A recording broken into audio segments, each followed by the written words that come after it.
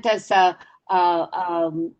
it's about large venues, and that we should create you correct me if I'm wrong, Miriami, and you take over, that we should have a list of questions about what we ask people around these large venues, because although the Sleep No More was rejected by the 500-foot hearing by all of them because it had no benefit to the public, they're going to come up again, and we just have to we have to be prepared for all of this.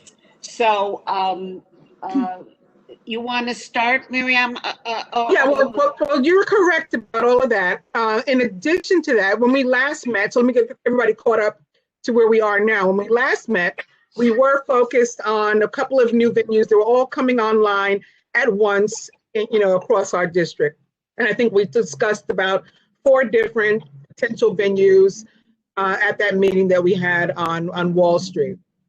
And since then, we've had, of course, with the pandemic, we've had some activity still at, Blood Manor. And Karen, public member of this committee, right? She has been keeping an eye out on what's going on over there, but they had some issues. And, they kind of escaped us because of the pandemic. And then, as Susan mentioned, despite the pandemic, there was a hearing on Sleep No More. And yes, I think they've been sort of like staved off, but it's only for a matter of months. I think it's like around 3 months, and then there's going to be some other hearing.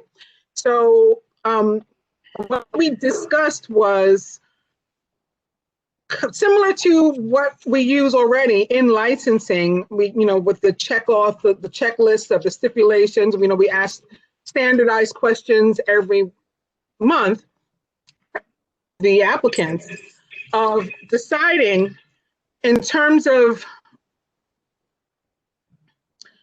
within our zone. So thinking of it as the zone of the community. Within our zone, what questions do we need to ask relative to an application of a large project? So for example, in FIDI, we'd have to consider the very tiny streets, which we considered with Sleep No More. That was one of the things that helped us in that application. And traffic study. Nowadays, there's even racial impact studies we may want to look into and consider.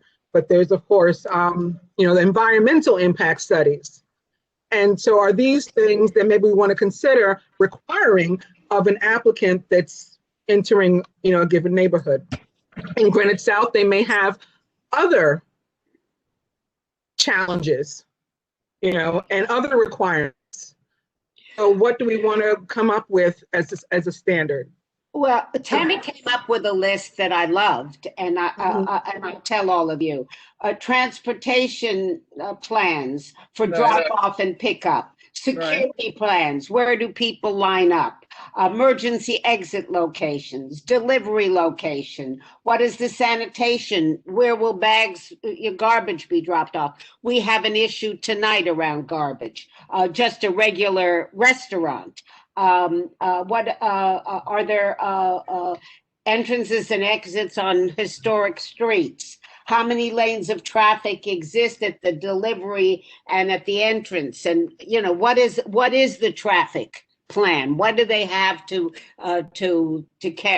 deal with traffic? And I think large venues is anything over 100 people for sure. That's my view of large. Right. I wanted to look into whether or not the city had any sort of standard. They may not call it large venues, but whatever they do call it, is there a number? Or can we determine it for ourselves? I hope we can, but I don't know. Didn't we have something for Cipriani's when we were dealing with Cipriani's? Yes. I'm sure we had a whole list of questions and stuff for them. So can we look at some of those? And well, I think what we should do, Francis. Oh, I think that's brilliant. Thank you. I think what we should do is have Jen pull up whatever they had for Cipriani Wall Street, the stipulations, and also the stipulations that we did on Broadway, Jen, their new place that we approved. Remember, right down by the bowl? Right, yeah.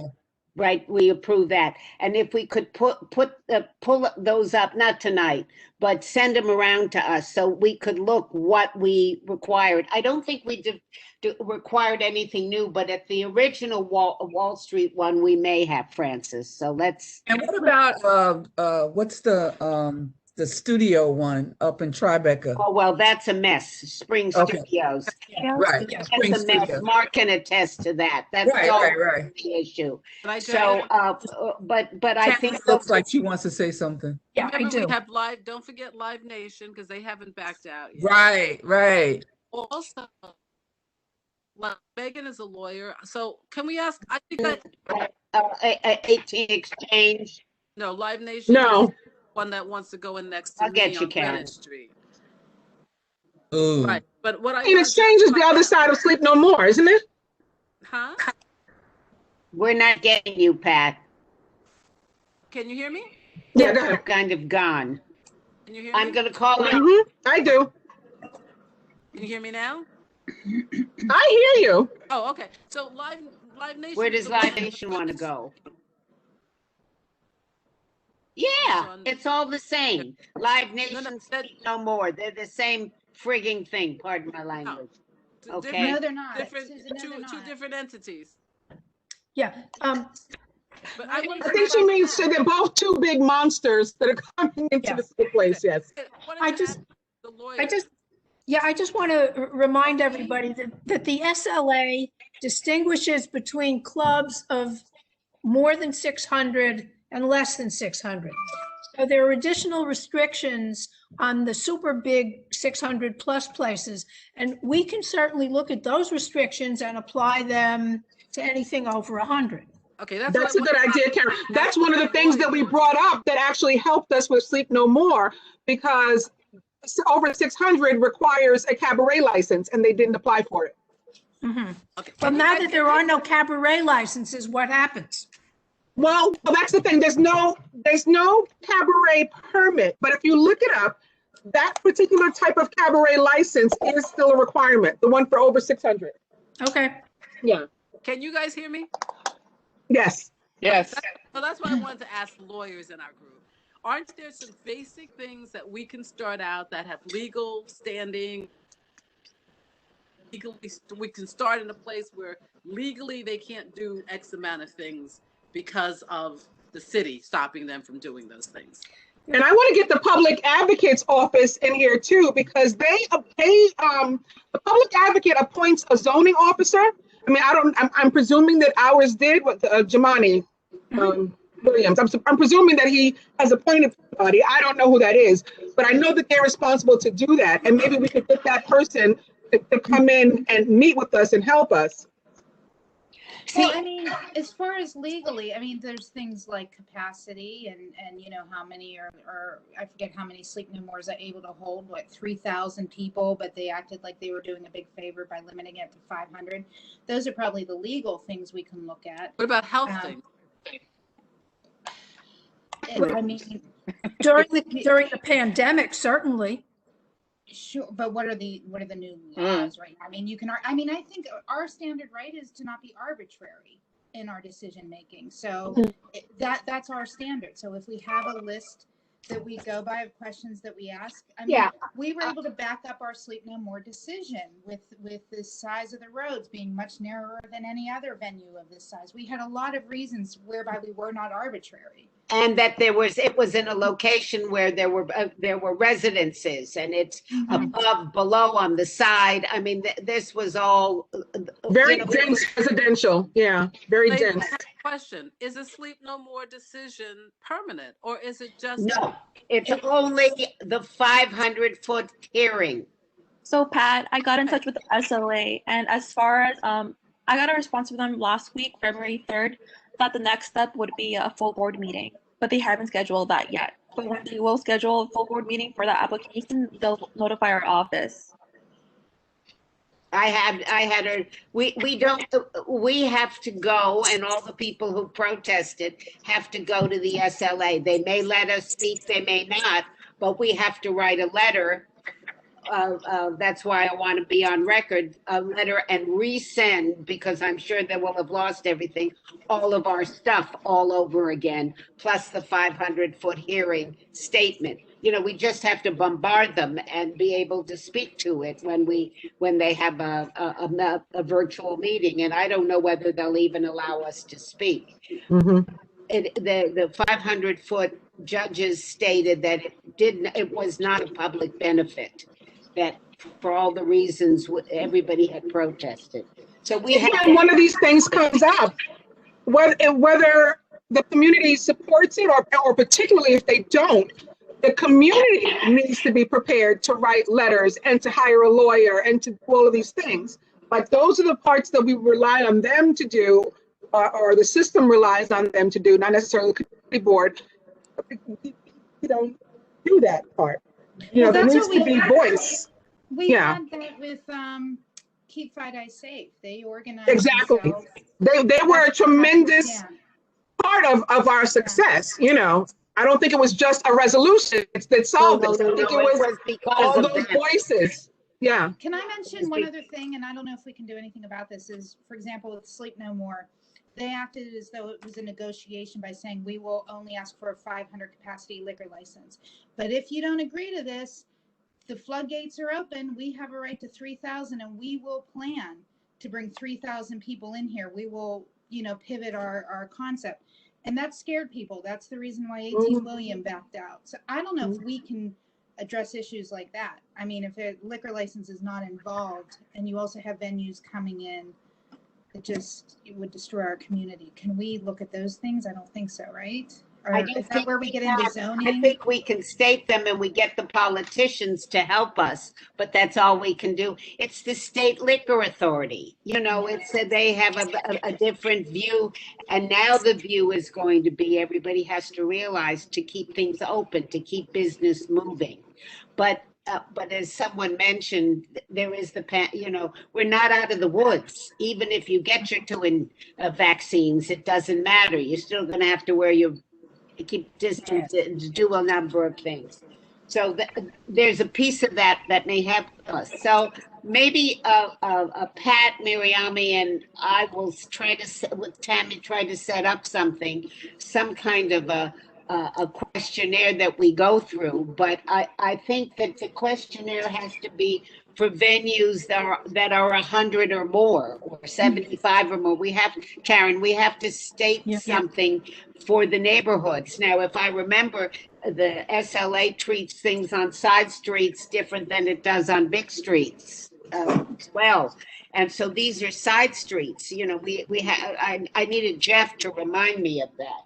So I think we should start our liquor license, and let's see where we go with this large venue, Miriam. We'll need to set up some stuff. Yes. Right, everybody? Susan, Yes. We're in a double I have a couple of position. questions. Yeah, ask. Tell me again what was said with regards to public interest. You mean public benefit, the benefit to the public? Yeah. I think I don't have it in front of me, but their rejection was that this venue serves no public benefit to the community, and for all the reasons that were mentioned in the complaints, they agreed with. Well, that's Correct. that's very, very significant. Yeah. That Well, let's hope so. Yeah, I mean, I hope they have a lawyer, because that's what you harp on. See if they're going to try and wiggle their way out of that. But the fact that was their determination, the SLA's determination, is pretty. It's very significant. They rarely say that. So that's kind of a big win. But it's not out of the woods yet, obviously. No. So, yeah. All right. All right. So let's. Also, Wow. with regards to everything you were talking about, with a questionnaire, a questionnaire, a list, and all the things, side streets, this and that. It might take a little bit of research, but some of the old Tribeca resolutions dealt with all of these in the early days. So I don't know if I hate to put Jen through it, but maybe some of those key terms, if to plug them in, maybe take a half hour and see if anything pops up, if they're still there. Okay. We did deal with that years and years ago. I think it's a good point, Mark, and we'll do it. All right.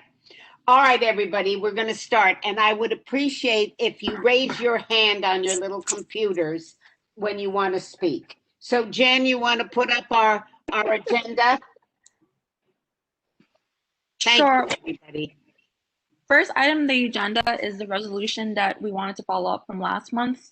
Did you want to go through that first, Susan, or? I think I'd like to go through, since people are here for the everybody, and I'm gonna try to get through the meeting fairly quickly, although there's some issues. And then I'd like us all to talk about the whole aspect of open space and street, the mayor's and the city council's resolution on temporary measures for outside dining and street eating and whatever else. So let's go through our agenda first and save that for after. I mean, let's go through our resolutions that we're going to need, which I think the first one is on, which one? Tribeca, Jen? Yeah, Tribeca of 181 Duane Street.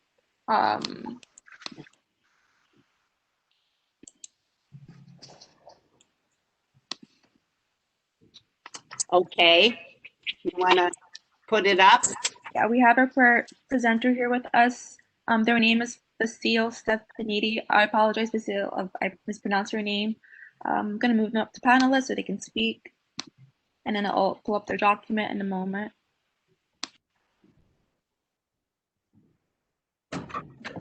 I would just, I hope there are people from the community here. We have received numerous complaints about this place. Have we not, Jen? I did receive a few emails about concerns for this application. Mm-hmm.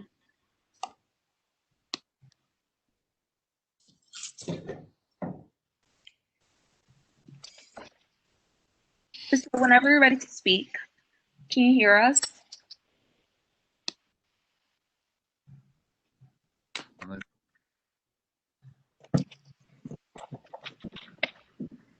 Hi, Basile, are you there with us?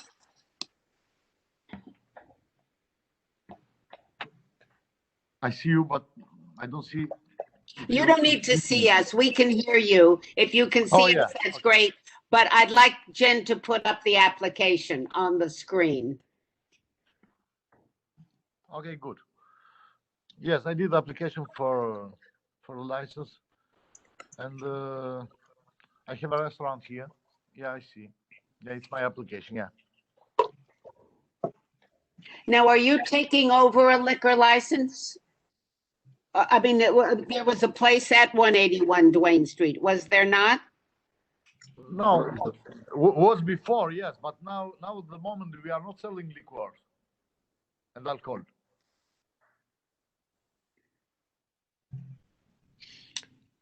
Okay, let's go through it.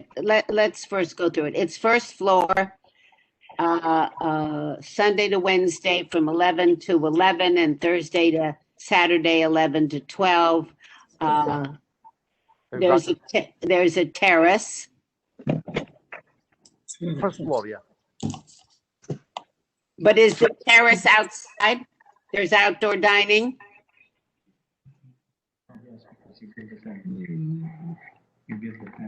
No, we build a tent, but nothing else. I don't understand. It says rooftop. We build a tent. We build a tent outside. I can show you if you want to see. It says rooftop terrace. There's a tent outside. Terrace, the two sides. Put a couple of tables. 4-2. Yes, that's what we're confused about, Vasil. We don't understand. So are you asking for outdoor dining as well as your ground floor indoor restaurant? Yes. When you say terrace, is it above, is it on the second floor or third floor, or is it out the front door? No, it's in front door, yes.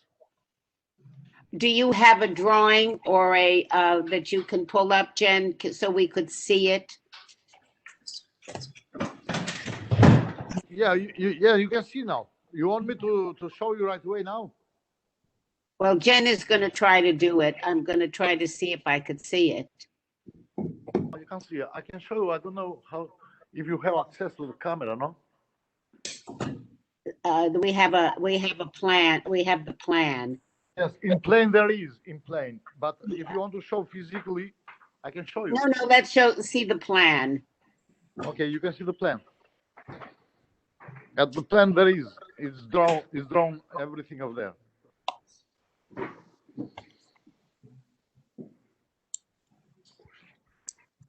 How many people can you serve? Usually I can serve 10. Outside we say 8 persons. Outside is 8. 8, yeah. So where will it be outside? Left side and right side, before the outside door. There are 2 tables of there, 4 and 4, each one. Jen, I can't seem to get a sense from this picture of where it is. This is the kitchen and the inside. Yep. I need to see the outside. There it is. You see now? There are 4 I tables. do see now. Thank you. Oh, you don't see now? I do. You see. Okay, thank you. Thank you. So that would be 4 and 4. 4 and 4, but it's drawn, but indeed will be 4 and 4 person will be 2 table, one in the right side and the other one in the left. There will be 4 persons over there for each side. So it's only 1 table and 1 table on either side of the entrance. Exactly, madam. Yeah.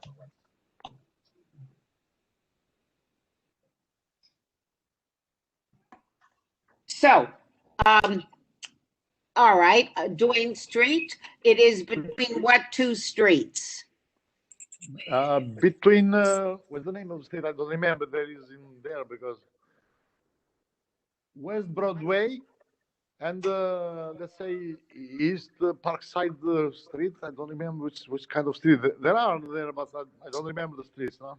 I think it's between Greenwich and what is it, Hudson? Because it's in the street that's got Duane Park in it, right? Yes, right. Sure. Yeah, I think it's Staple Street, right? Is yes. Yeah. Thank you. Thank you very much. Okay, so let's see what's there. Residential, desserts, blah, blah, blah. Wait, Susan? Yes, Mark. So just to clarify, when he's saying terraces, I think he means it's a platform / small loading dock that's within the boundaries of the property line, correct? Exactly. Yes, correct. All right, that's what he means. So it's not a terrace out. It's a small platform. Okay, so Yeah. within property line, so we make sure that that's in there. Yes, it is in the property, inside. Yeah. Inside the property. Okay, Still so falls under the liquor license. yes, it does fall under the liquor license. So let's go back. Now we all know where it is. Was there a restaurant there before? Anybody? I don't know this block, so I can't. I don't know what kind of people. At the moment, is the restaurant. It is with the name of Serenata. Italian. It was before some Italian. I don't know. I don't remember. Someone told me from the history, but I'm not so interested from the past. And I think it was a wine bar or something similar. Okay. Yes, something like that. Someone told me. So I have a couple of questions, and then I want everybody to ask. I want to know how you are going to dispose of your garbage. That's become very critical to everybody in the community. and you're going to have private pickup. Am I correct? Yes, yes, exact. I will have my private point for the six to seven days, all the days. I will cover every day. Okay. What else did I want to ask? 7 days pickup, garbage. Garbage. Yeah, my responsibility for garbage. Okay. You were not an owner of Serenata. No, I'm not the owner. No. Okay. All right. So let's go back, Jen, to the page where I can see the hours, how many people they can sit inside.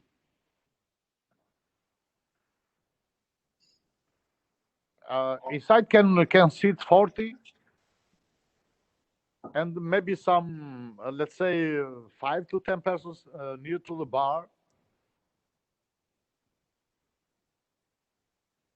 But let's calculate for 10 persons in the bar. 40 people, and bar area, you have it as 6. Okay, but I thought for 10, but if it's 6, okay, we can let 6 as it is. No, it says what the capacity is. As it was written, you see, I'm very To 10. excited because I'm talking with a personality here. So it's the first time talking this way. This pandemic season, we took new history here. Total square footage. Okay, let's go to the hours and music and all of that page, Jen. I'm sorry, but the music, only the background. The music, only the background. But the hours will be according to the Rebecca rules. Rebecca rules. The hours will be according to Rebecca rules. Okay. And the music will be only the small music, just background for the person that want to eat and to have the intimacy. No, not disturbing the people. Music will not be outside. No, not at all. Okay. Anybody have any questions? Come on. Hey, don't those windows open? No windows open at all. No, sir. Not. I thought they opened. No, at all. Not window opens.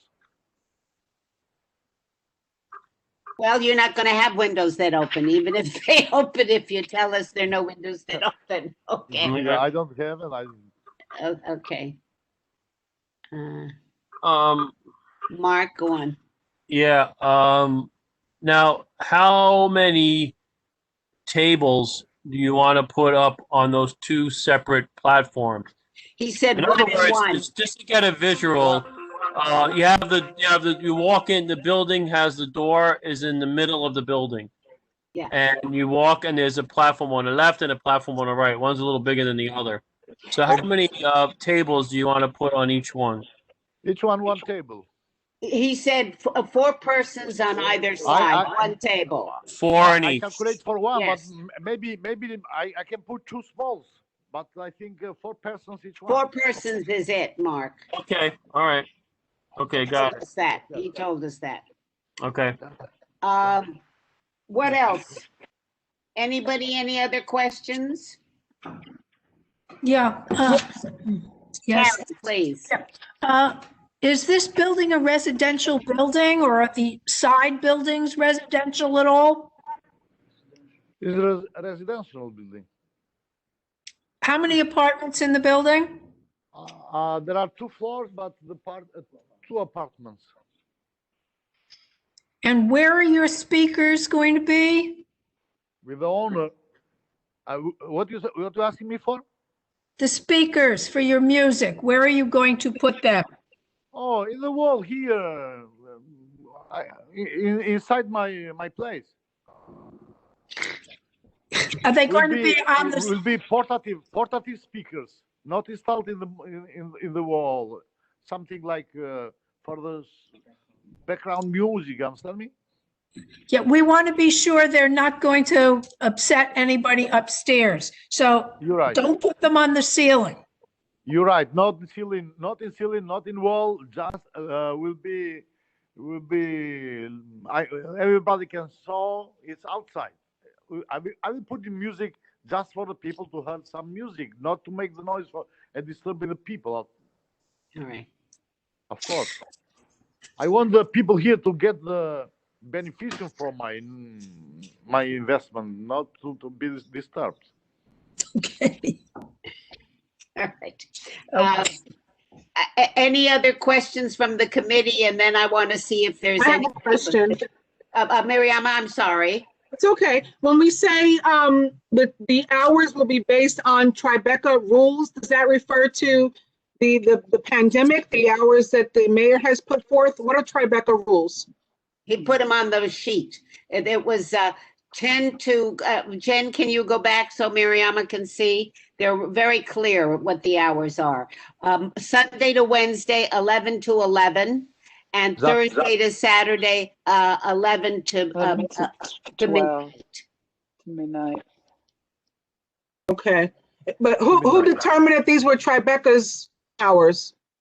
I don't know. Oh. Mark, I don't think they're Tribeca hours, but Vasil seems to think they are, but I'm very happy with the hours. Yeah, the hours look fine to me too. Okay, thank you. I was just confused about what Tribeca rules were. Thanks. I have those general guidelines. He might have heard that we generally requested for new applicants. Maybe that's what he's referring to, which is not this, by the way, for the record. It's fair. So. Yeah. But I think this is okay, don't you, Mark? Yeah, it looks, I mean, he's going to close earlier, so that's always good. If that's how he wants to run his business, that's just up to him. Yeah. Can I have a quick look at the menu, please? Oh, I want to see what the food looks like. I sent you the picture, no? Now, Francis, look at the food. What's your question? Did we decide that because of the pandemic, we didn't need to get signatures from the neighbors? Well, we did a while back say we didn't. Did he post? Did you post for your neighbors? I know there's nothing from the neighbors. No, I posted in 4 or 5 places. I did the picture. I showed the proof, and there are. This is a Mexican place? Pardon? It's a Mexican food? Yeah, you can. What you asking for? You want me to show you now? They are here. They are outside. No. Wait, we're going to do one thing at a time. So we have the menu up, but we have the menu for Serenata. Is that going to be? But I will change the name. Yeah, I use the Serenata for the moment because the people know as the Serenata. But I'm found it everything new, and so I will change just the name. But the menu will be this one. It's Mexican food. Yes. Yes. Okay. Thank you. All right. Any other questions from the committee? If not, I want to see if there's anybody from the community that wanted to ask a question, Jen. And if not, then we'll go forward with it. We'll put all our stipulations in the on the sheet, and we'll write a resolution. Are there That's any? it for me, I'm good with this one. I double checked. I don't see anyone with their hand raised. Okay. On our attendees list. I did have a question though, because Please. a member of the public sent an email saying that the owners are not a restaurant. They've been in violation of not having a license and selling alcohol. So I'm not sure if the committee would want to make sure that, you know, the new owner. So Vasil, I have a question. Tell me. I guess this is what my question is. Are you open now? Yes, I am. All right. Are you serving alcohol now? No, at all. I'm not crazy. Well, how can I sell alcohol? I don't have the license. I don't have a permit. I don't want to make the things against the rule. No, I don't have. I'm sorry. No, don't be sorry, just be truthful. Yes, you can send someone, get check everyone. I'm not, all the time, all my life, I follow the rules, all the rule of law. Okay. All right, Jen, he has said he has not. I don't know, but so I want to understand something, Basil, when I asked you before. So you own,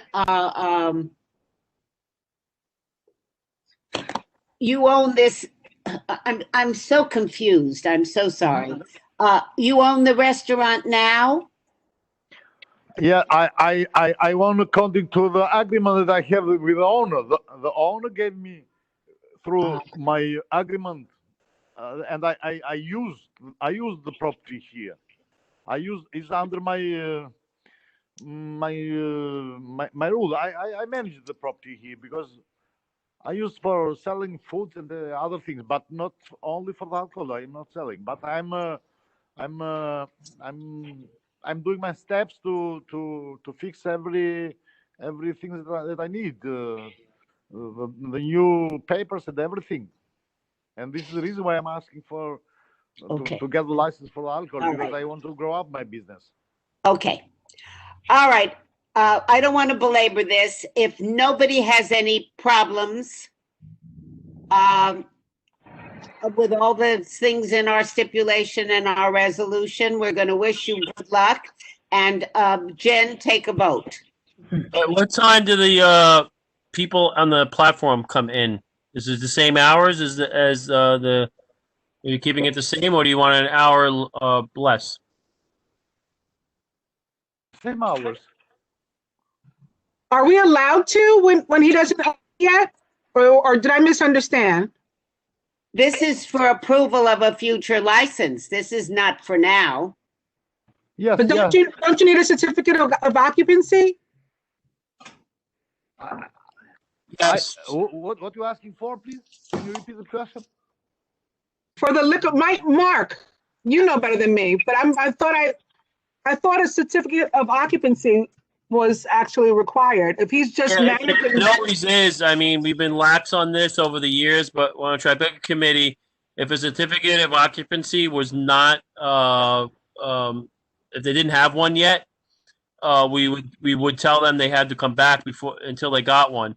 A letter of no objection. Those are just, that's like might as well have just a piece of paper. It doesn't mean anything. Yes, you have it. You have it. Yeah. Do you have a? Because if I understood correctly, it sounded like he said he was right now he's managing the property as they transition, but it's still owned by another entity. Yeah, but it was sorry for interruption. I sent it all the paper that was requirement. If you need another paper, I will send it. I have everything. I have everything. Okay, so wait, Basil, just wait, Stephanie. You have a certificate of occupancy for the restaurant. Yes, I have the agreement. I told you. Okay, will you make sure that Jennifer gets it before our meeting, or gets it as soon as possible so we can see it? All right. Of course, yes, I will. Okay. So, Susan, I have a question. Can we ask the applicant to confirm that there's 0 violations from the previous establishment? If we can get the confirmation in a document form and rather than confirm it here, just so that. I think he was confirming that he has no violations. I don't know if he's a party to confirm that the owner has no violations. I think they need to be here also. Right. No, they're two different things, Mariama, here. So, and that's why we seem to be very confused, which I can't, is what I was asking at the very beginning, is the license being transferred? Who was the original owner? What were the violations before? Can we see those violations? All of that we need to know. Right, okay. Yeah, May may so I that's answer? what I don't understand, and that's why I asked. So It's I think he's answering on behalf of himself and saying that he's had no violations, but I'm not sure we're getting the answers with regard to the current owner, which is not him, if I understood No, correctly what he I said. am the owner here. I thought you He said you were owns it. managing it and you're transferring it to, it's Yes, being yes, transferred to but you. yes, he gave me the rights gave me the rights to manage the property as the owner because I manage, I conduct my business here. The other persons before me, I don't know if they have the violation. I don't have any violation, and I can confirm that Okay. every paper that I signed All is right. true. Let's do this. Susan, okay, I just looked it up. There are active DOB violations on the building. Now, I didn't look at the details. They date from 2020, 2018. I don't know for the building. I don't know what did the Yeah, they owner before. may not, I can't tell yet whether they involve the restaurant space or another space in the building. I don't know what did the other or what they are doing. I don't know. What Okay, they did there's or there's doing. an elevator violation, and then there's another elevator violation. Well, that's not related to this and the restaurant. Right, so we know that, okay. All right. So, Vasil, what we need is the certificate of occupancy, and we need something to show us, please, Yes. that there were no violations against the restaurant. That's all I am concerned about. That either though you're transferring, I want to know that you're the new owner, but I'm still confused about who owns Serenata. But I want to make sure there are no violations on the prior restaurant. Exactly. Yeah, I will show the proof. Okay, so that goes to Jennifer. So that all done, Jennifer, will you call the vote?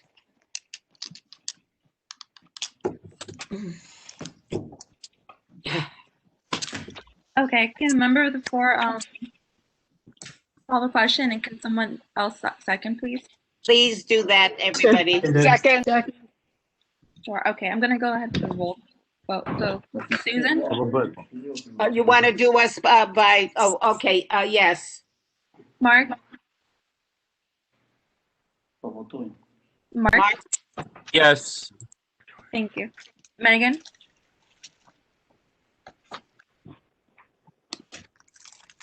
Megan, Yes. Daron. Daron votes yes. Thank Okay, you, Jen. Francis. Francis. Oh, Curtis votes yes. Yes. Okay. Michael. Franker votes yes. Joel's not here. Marianne. James, yes. Joel is here, so I'm going to be with Joel. Can you hear us? I'm here. Okay. I can hear you. Are you? Yes. Yes. Okay. William. William, yes. Okay. Pat. Pat. Yes. Yes, she said yes. I was not here. Chow. Yes. And Karen. Provisionally, yes. And this passes. All right. Okay. So, Vasil, you have some tasks to do so that we get this resolution passed, okay? You will communicate with Jen. All right? Yes. Yes, I thank you very much. Yes, I will do. All right. Bye-bye. Thank you. Bye. Have a good day. Okay. Exhausted. Okay. I am exhausted, I'd like to tell you. So the next one that we have is a resolution is Greenwich Street, right? Yeah. So we have our presenters with us. I'm just going to make them panelists and I'll have the presentation ready on the screen. What's the address on Greenwich? 456 Greenwich Street.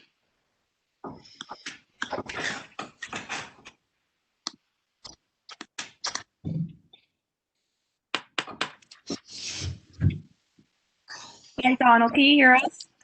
Yes, can you hear me? Yes. Hi, Susan. Hi. All right, let's get the application up before we torment Donald.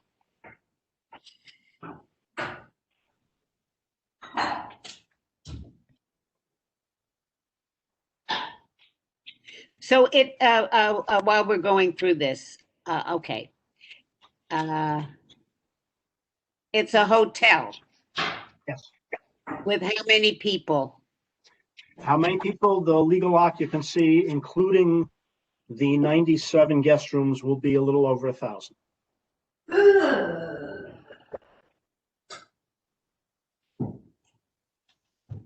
All right, that's for the hotel. Yeah. What is it for the restaurant?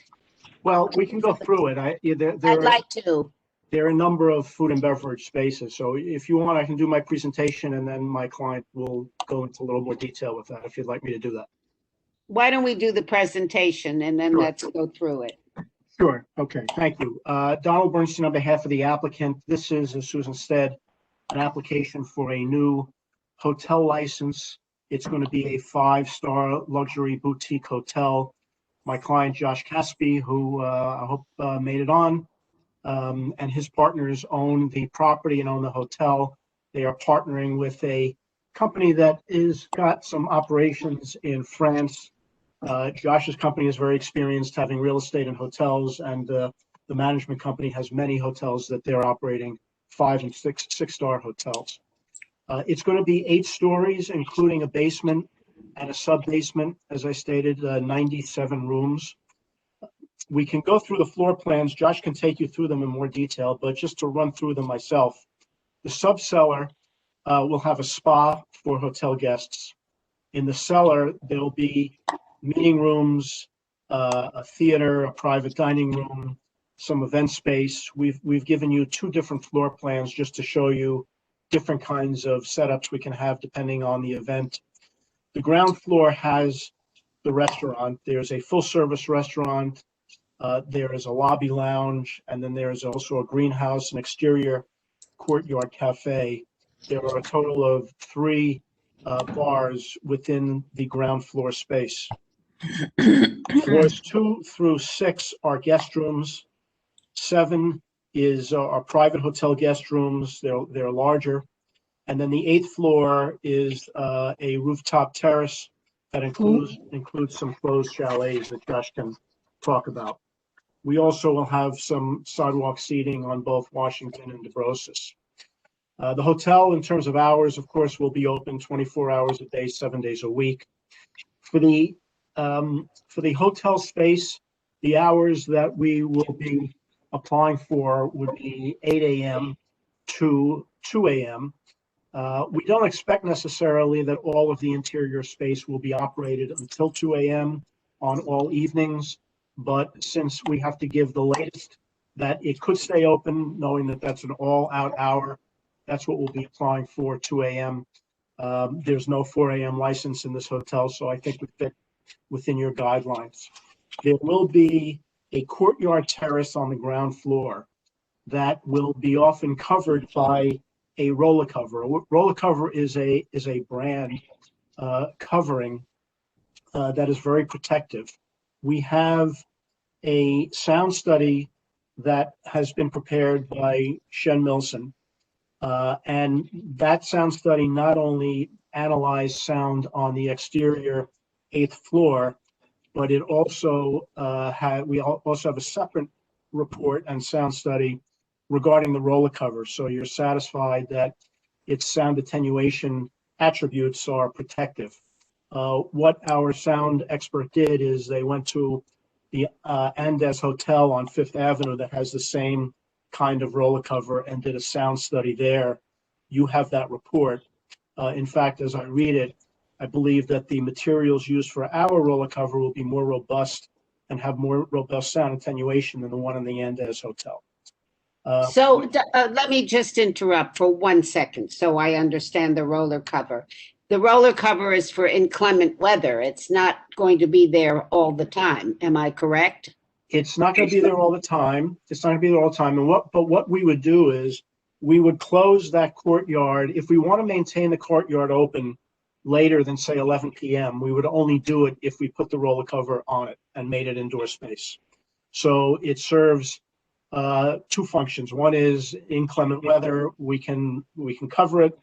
Second, if we plan to keep it open past an 11 p.m. closing time and want to convert it to indoor space, then we would roll it out. And I'm almost done, Susan, and then I'm going to turn it over to Josh, and then we can answer all your questions. Okay. We also have, we will have in-house security, 4 to 6 security guards. We also have commissioned a traffic report. Philip Habib and Associates has done that. It's an exhaustive report. You have a copy of that as well. And we have both our traffic expert and sound experts here tonight, so they can answer any questions that you may have. And the last thing I want to say before I turn it over to Josh is that we've done a lot of outreach. We've tried to contact as many neighbors as possible. We did a Dear Neighbor letter. It has a lot of information about Josh, about the hotel partner based in France, and about how the hotel is going to be operated and what it's supposed to be. And we've spoken to a number of our residents. We've also gotten and attached, and you have 23 letters from residents in support of this. And they make particular note in almost all of those letters of the importance of outdoor space.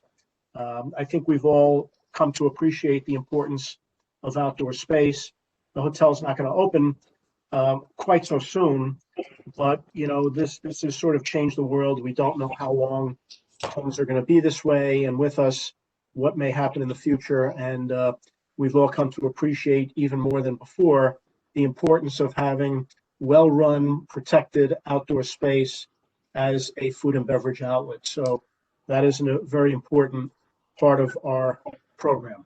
And with that, I would like to just turn it over to Josh so you can learn a little bit more about him and the brand and this hotel.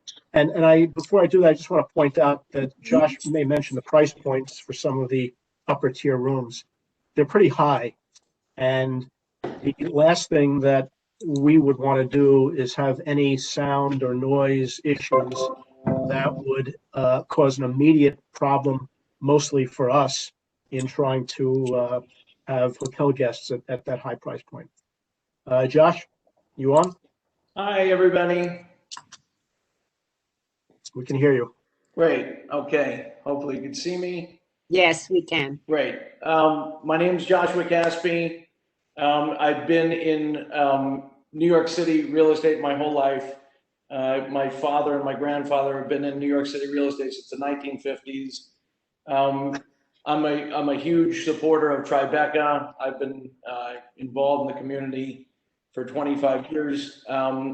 This project is a long culmination of more than half a decade's worth of work.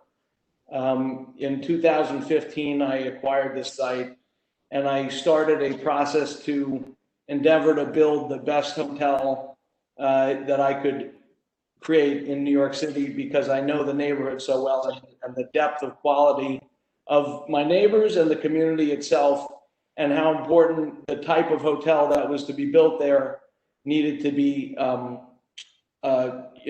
thoughtful to the community. So I went on a process in which I hired Stephen Jacobs, and he designed a very tasteful building. And we were approved by Landmarks within a record amount of time, not because we tried to do something that was avant-garde or out of the norm. So we created the exterior, which is very understated, tasteful in the sense of respecting the community. And then I endeavored to find a brand for this property. I interviewed 53 brands from all over the world. I started with US-based brands. I interviewed brands from all over Europe and Asia. And this brand came to me from France. And I, at first, didn't follow quite what they were all about, but then I flew over there and I started to spend time with them, and I learned that they are also very much aligned with my business, my philosophy, my family. It's a 125-year-old company. They're run by the third generation now, Alexandre de Saint-Barrière. Dominique de Saint-Barrière is in his late 70s now. He's still active as the CEO of the company. It's a 3 billion euro organization based in Paris. They have 17 hotels.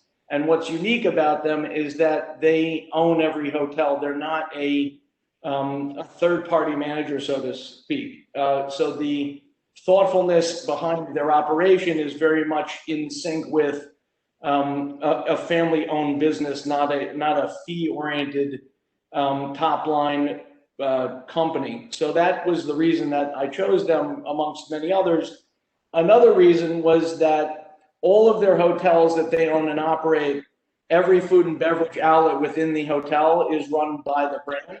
So the holistic approach to the guest experience is very much about the general manager being present at every location within the hotel, including the restaurants and bars, and overseeing the food and beverage director. The chef de cuisine of the entire property is Pierre Gagner. He's never had a restaurant in New York City.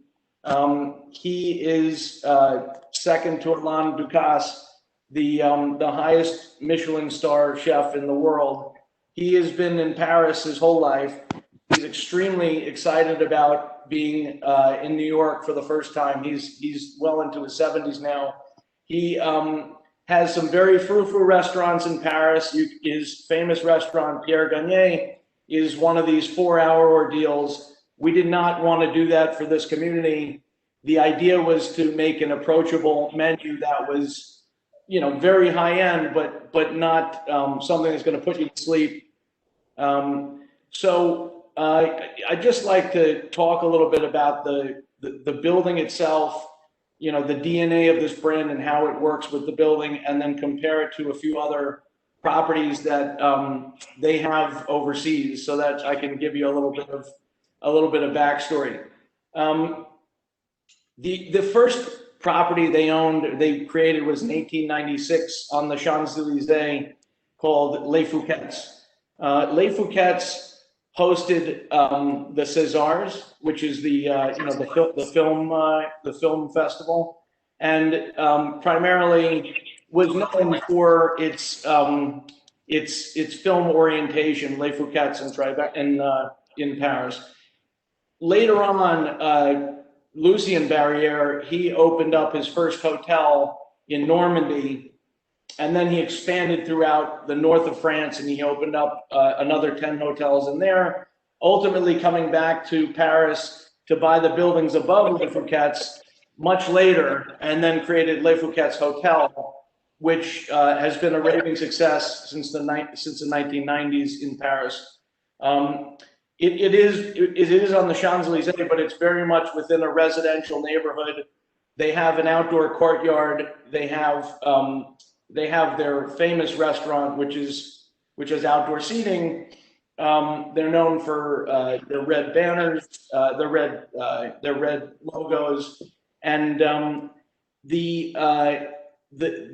hotel in Paris is the closest representation of the urban Manhattan hotel that we're doing. So the different components of the property, we took a very careful look at that with several people, and we decided that we have many offerings, but we didn't want to have them all going on at the same time. It's very important that we don't cannibalize the different offerings within the hotel, because will dilute the brand in essence. So the ground floor, when you enter in on Greenwich Street, is the lobby. Well, let me back up a second. I'm sorry. The brand is, Just one sec, Joshua. Jen, can you show us the plan so when Joshua is talking about it, we can see it? Not the menu yet, but the plan of the floor plan. Yeah. Okay. Yeah, that's great.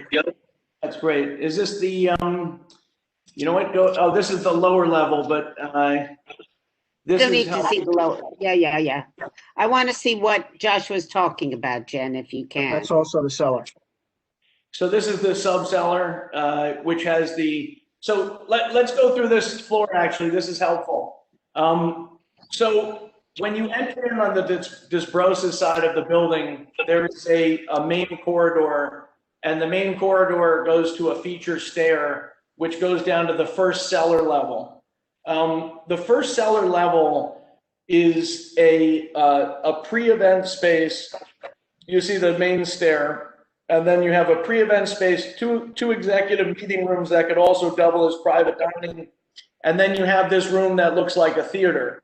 So, and I want to go back to this, the DNA of the brand is very much oriented with theater. They started the Césars, hosted in the 1800s. Then they moved to Normandy and Deauville. They host the American Film Festival. Every year in Deauville, they have a red carpet. And they are very much oriented with film. They own the Majestic in Cannes, and they host the Cannes Film Festival as well.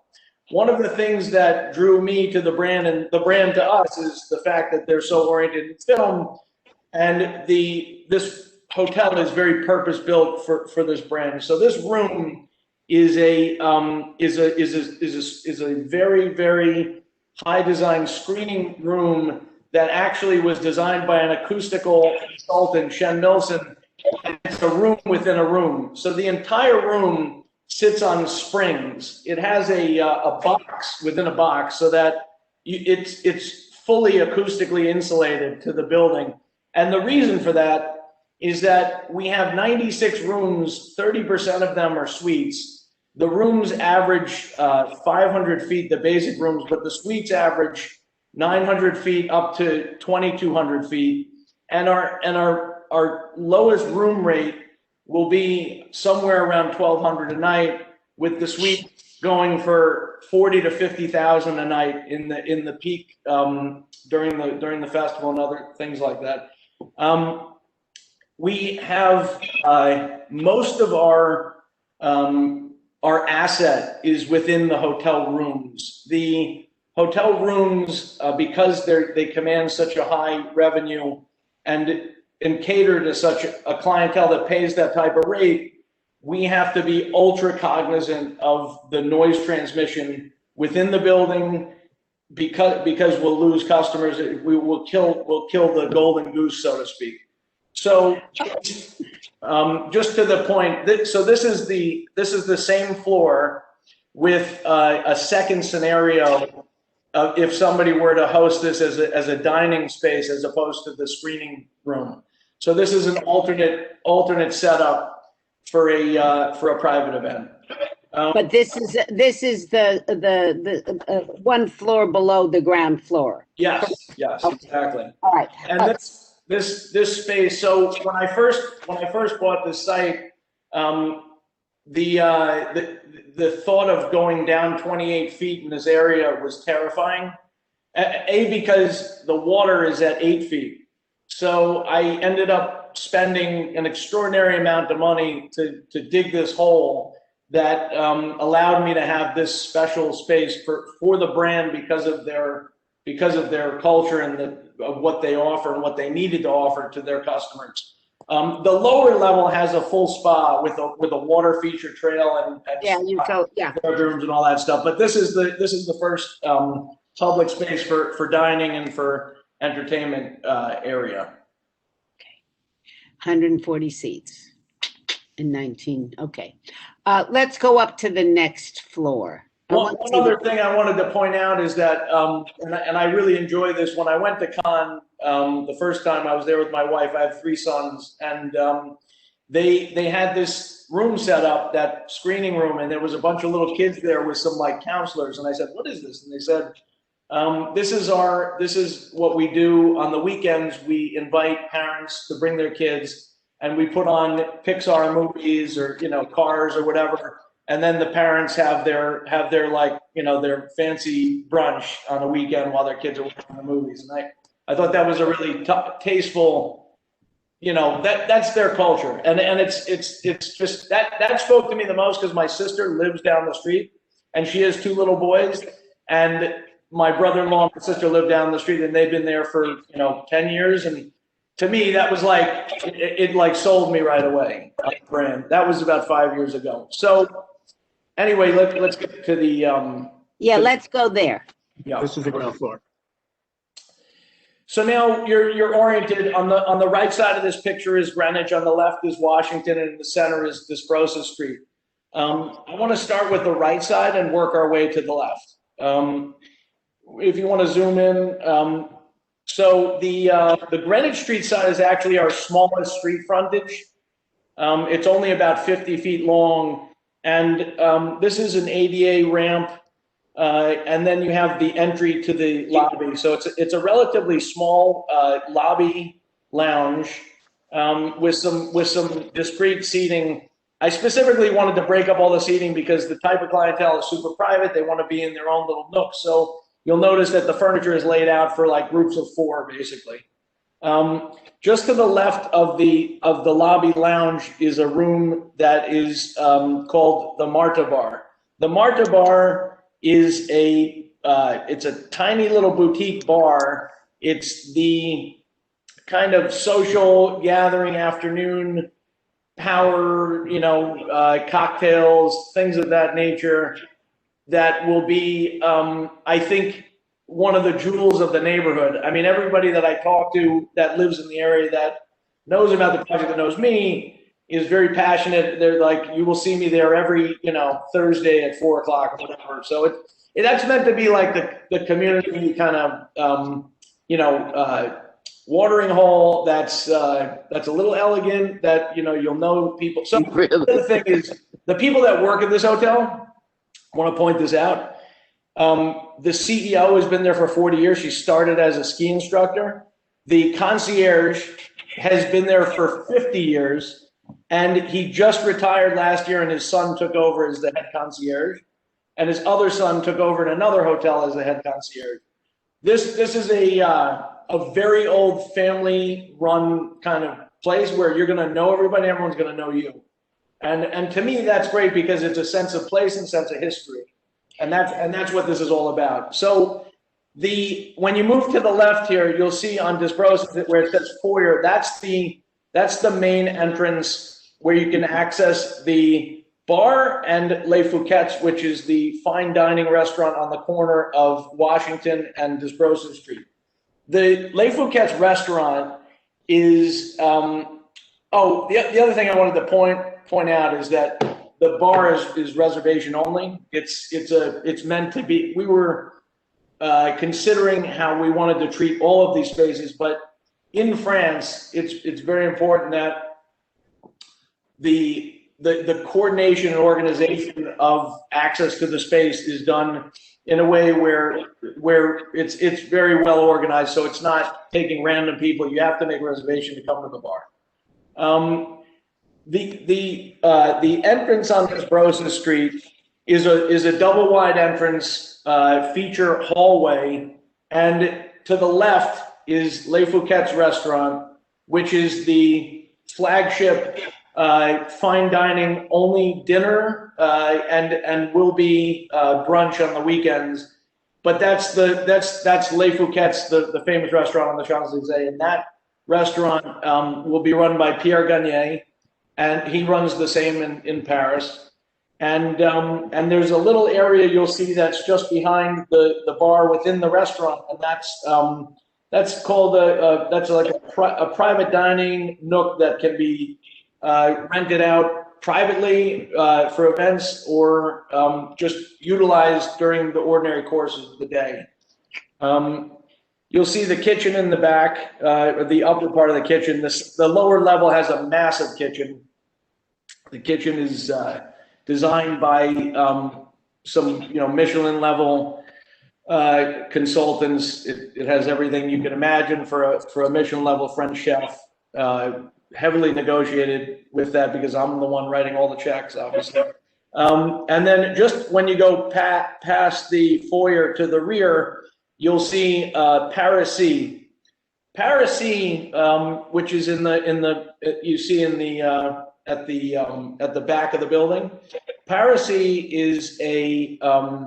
is to be the place that you go for everyday dining. You have breakfast, lunch, and dinner every day, and that's the casual dining offering for families. Again, power lunches, business lunches, people coming in, out of towners, whatever. But that's, yeah. Sorry. Okay, Josh, I don't mean to cut you off. We've got the lay of the land here. It's a lot of people. I want my committee to be able to ask, and I think there's some people out in the community. This is a neighborhood. This has people who live here. You have 60 seats for outdoor seating. You have an atrium, which I understand that people overlook that atrium that are not from your hotel, that live right around there. And there is an issue, and that closing at 11 p.m. with people who live there for your atrium without this roller thing coming over at 6 o'clock, perhaps, rather than at, I'm not sure what all that means. Yes, I can talk through that. Let me finish, and I'm gonna, and do you have, is there a terrace and you have a rooftop? Am I correct as well? Yeah. I'll go if you want me to first talk about this thing. I think it's, so let me ask the first question. It's like, it's overwhelming. I want to tell you that it's overwhelming. It's taken me 6 years to get to this point. I appreciate it. When do you expect to open this? How about that? It will be completed in April of next year, and it will be open in July of next year. April of 2022. Yes. Yes. Okay. All right. So I want to focus on this. These are terrible meetings for us, these Zoom meetings. I hear you. So I want to be able to see if there's anybody in the audience after my committee asks questions, before you go on, because people have questions. And I'm not, why are you coming now? I'm grateful that you're coming now, because what I'd like to do is I'd like to at least get all of our questions. I'm not sure we're going to give you a resolution tonight. Donald, I want my committee to be able to study this. I don't think anybody I want them to have a real grasp, and I want to make sure the community understands all of this as well. I appreciate you coming in, Joshua. I really absolutely. No, absolutely. I've every single person that's reached out with either a complaint or a praise, I've called them personally, and I've given them my personal cell phone to call me anytime, night or day, because I am the face of this. I'm going to be there, and for the next whatever decades, I will be the one that's going to deal with the problems.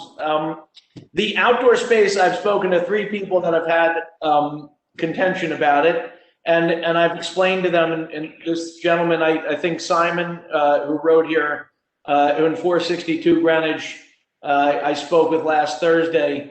And I explained to him that the courtyard space is actually 60% inside the building.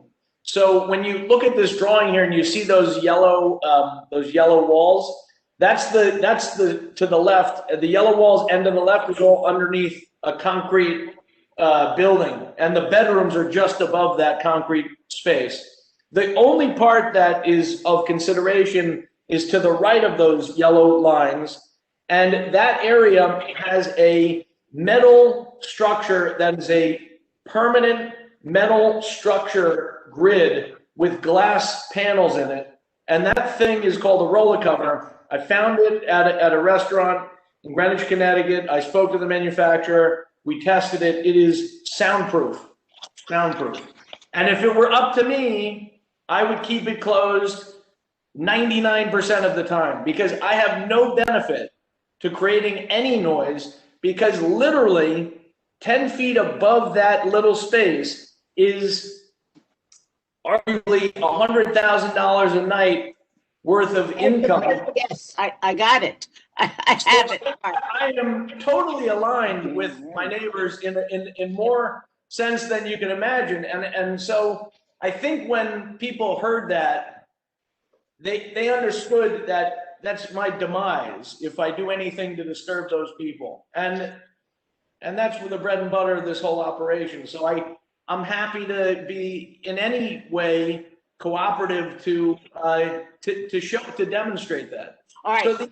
So you want me to talk about the deck upstairs? No, not yet, because we have time. I want to call on Francis. I have my whole committee wants to ask you questions before I even go to the outside. And what I think I want everybody to understand, I'm not going to go on and on with this, but I would like to give us another 10 to 15 minutes at the most, and then figure out how we want to proceed with this, since Joshua and Donald have some time. we're not going to make a final decision tonight on the rules and regulations. It's too rushed and too complicated. So I'm making that executive decision. We're going to put it off, since he's given us, God bless him, a lot of time to work on this. Francis, go on, and then I'll ask the others. Okay, Joshua, this is an extraordinary project that you've been working on for a long time, and it certainly fits the neighborhood. I live on the other side of town. This is the expensive side of town. You have $100,000. It should work out for you. My comment is a concern, is you've been working on this pre-pandemic. We are in a reset now. There's going to be a lot of changes that, in terms of physical distancing and all of this other stuff that may come into play. A lot of luck with that, because it seems like you've done a whole lot of work, not knowing what you would, not knowing that this pandemic was coming, and here we are now. So I appreciate that. Thank you very much. A really nice, seems like a nice place that I'll only get to walk by. But anyway, good luck. Let me, Mariama, you're next, and then Mark. Thank you, Francis. Mariama? My question was about the upstairs terrace. Okay. How, if at all, is the sound muffled there? Okay. Do you want me to address? Yeah, go on up, Jen. See if you can get the terrace up so we can see it. Go up. I don't know where the terrace is. These should be the last floor plan, the 8th floor.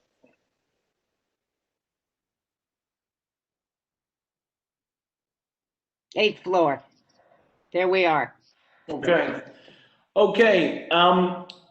So the first thing I want to point out, which I think will give you comfort, if you look here, just scroll down a little bit so you can get to the. Okay. All right. Do you see the terrace?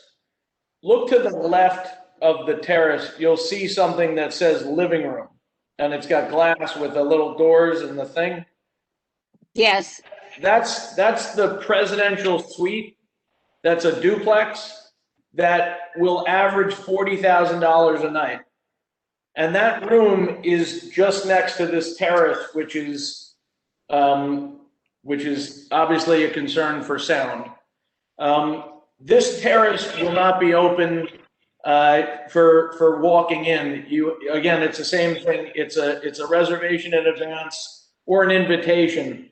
It's not open every night. It's only open a select amount of time per month. And what this terrace is meant to represent is a quarterly themed experience for guests and people that have reservations. And there'll be, I explained this to a few people, but basically there's four themes. And it's based on the other properties that the hotel owns overseas in Courchevel, which is a ski lodge town, St. Bart's, which is the beach town, and then Paris, which would be a garden theme. In the wintertime, the only thing that will be up there will be these small structures that host 10 to 12 people private dining within them, which are like makeshift chalets. They look like a little snow chalet. But in the summertime, which would be the largest concern, we're using a technology, and let me go back to it because I wrote it down. I wanted to explain. So there will be times where there will be people standing on this area having a cocktail. That noise has to be controlled to the extent that it does not disrupt this person that is on the same floor, and that's their living room right there and their bedroom. We have around it all of these yellow walls that you see. All of these yellow walls are structural concrete walls, and they rise about 30 feet, 25 feet above this area here. So if you look at the building right now, you'll see we're just finishing that, but all of the mechanical structure that supports the building for, the air handlers, the boilers, everything is above this area here. Is a concrete structure that's baffling any of the sound that would travel. But my point is that we're using a technology called sonic beam directional speakers, and they're speakers that actually, they find someone and they target them, and then they project sound. It's not meant to be a party scene. It's not meant to be a DJ hosted action nightlife scene. It's meant to be a pre-dinner opportunity for people to have drinks and go down to Les Fouquettes, or to be a fine dining experience for people that can enjoy these small, I think you've seen them in the city now. They're like yurts or like glass bubbles. They look like igloos. Yes, of course, yes. Basically, these things are going to be in this section over here during the time where it's inclement weather, and then during the summer there will be some seating out here, but it will be reservation only, fully controlled. And one of the things I wanted to do is allow Seth, who's on my team, to walk you through a little bit about how we plan to control the sound. He asked. Well, I think that more people have questions. I don't want to take over with my question. I just would ask: is there ever going to be a potential for whomever is renting that presidential suite to also take over the terrace, and therefore not necessarily be concerned with the sound because they're the ones who are making it? I'm sorry. Can you repeat that? Is there a potential for whomever is renting the presidential suite to also have the terrace as an extension of that? No. Okay. It'll never be offered to them. No. Okay. Thank you. Susan, can I just suggest as these representations are being made, we notate them maybe? I think between Jen and I, we're notating them. Such as quarterly use, not everyday use. Yeah. No DJs, no music out there. Those kind of representations, we can put those in the stipulation. That's right. Yeah. Yep.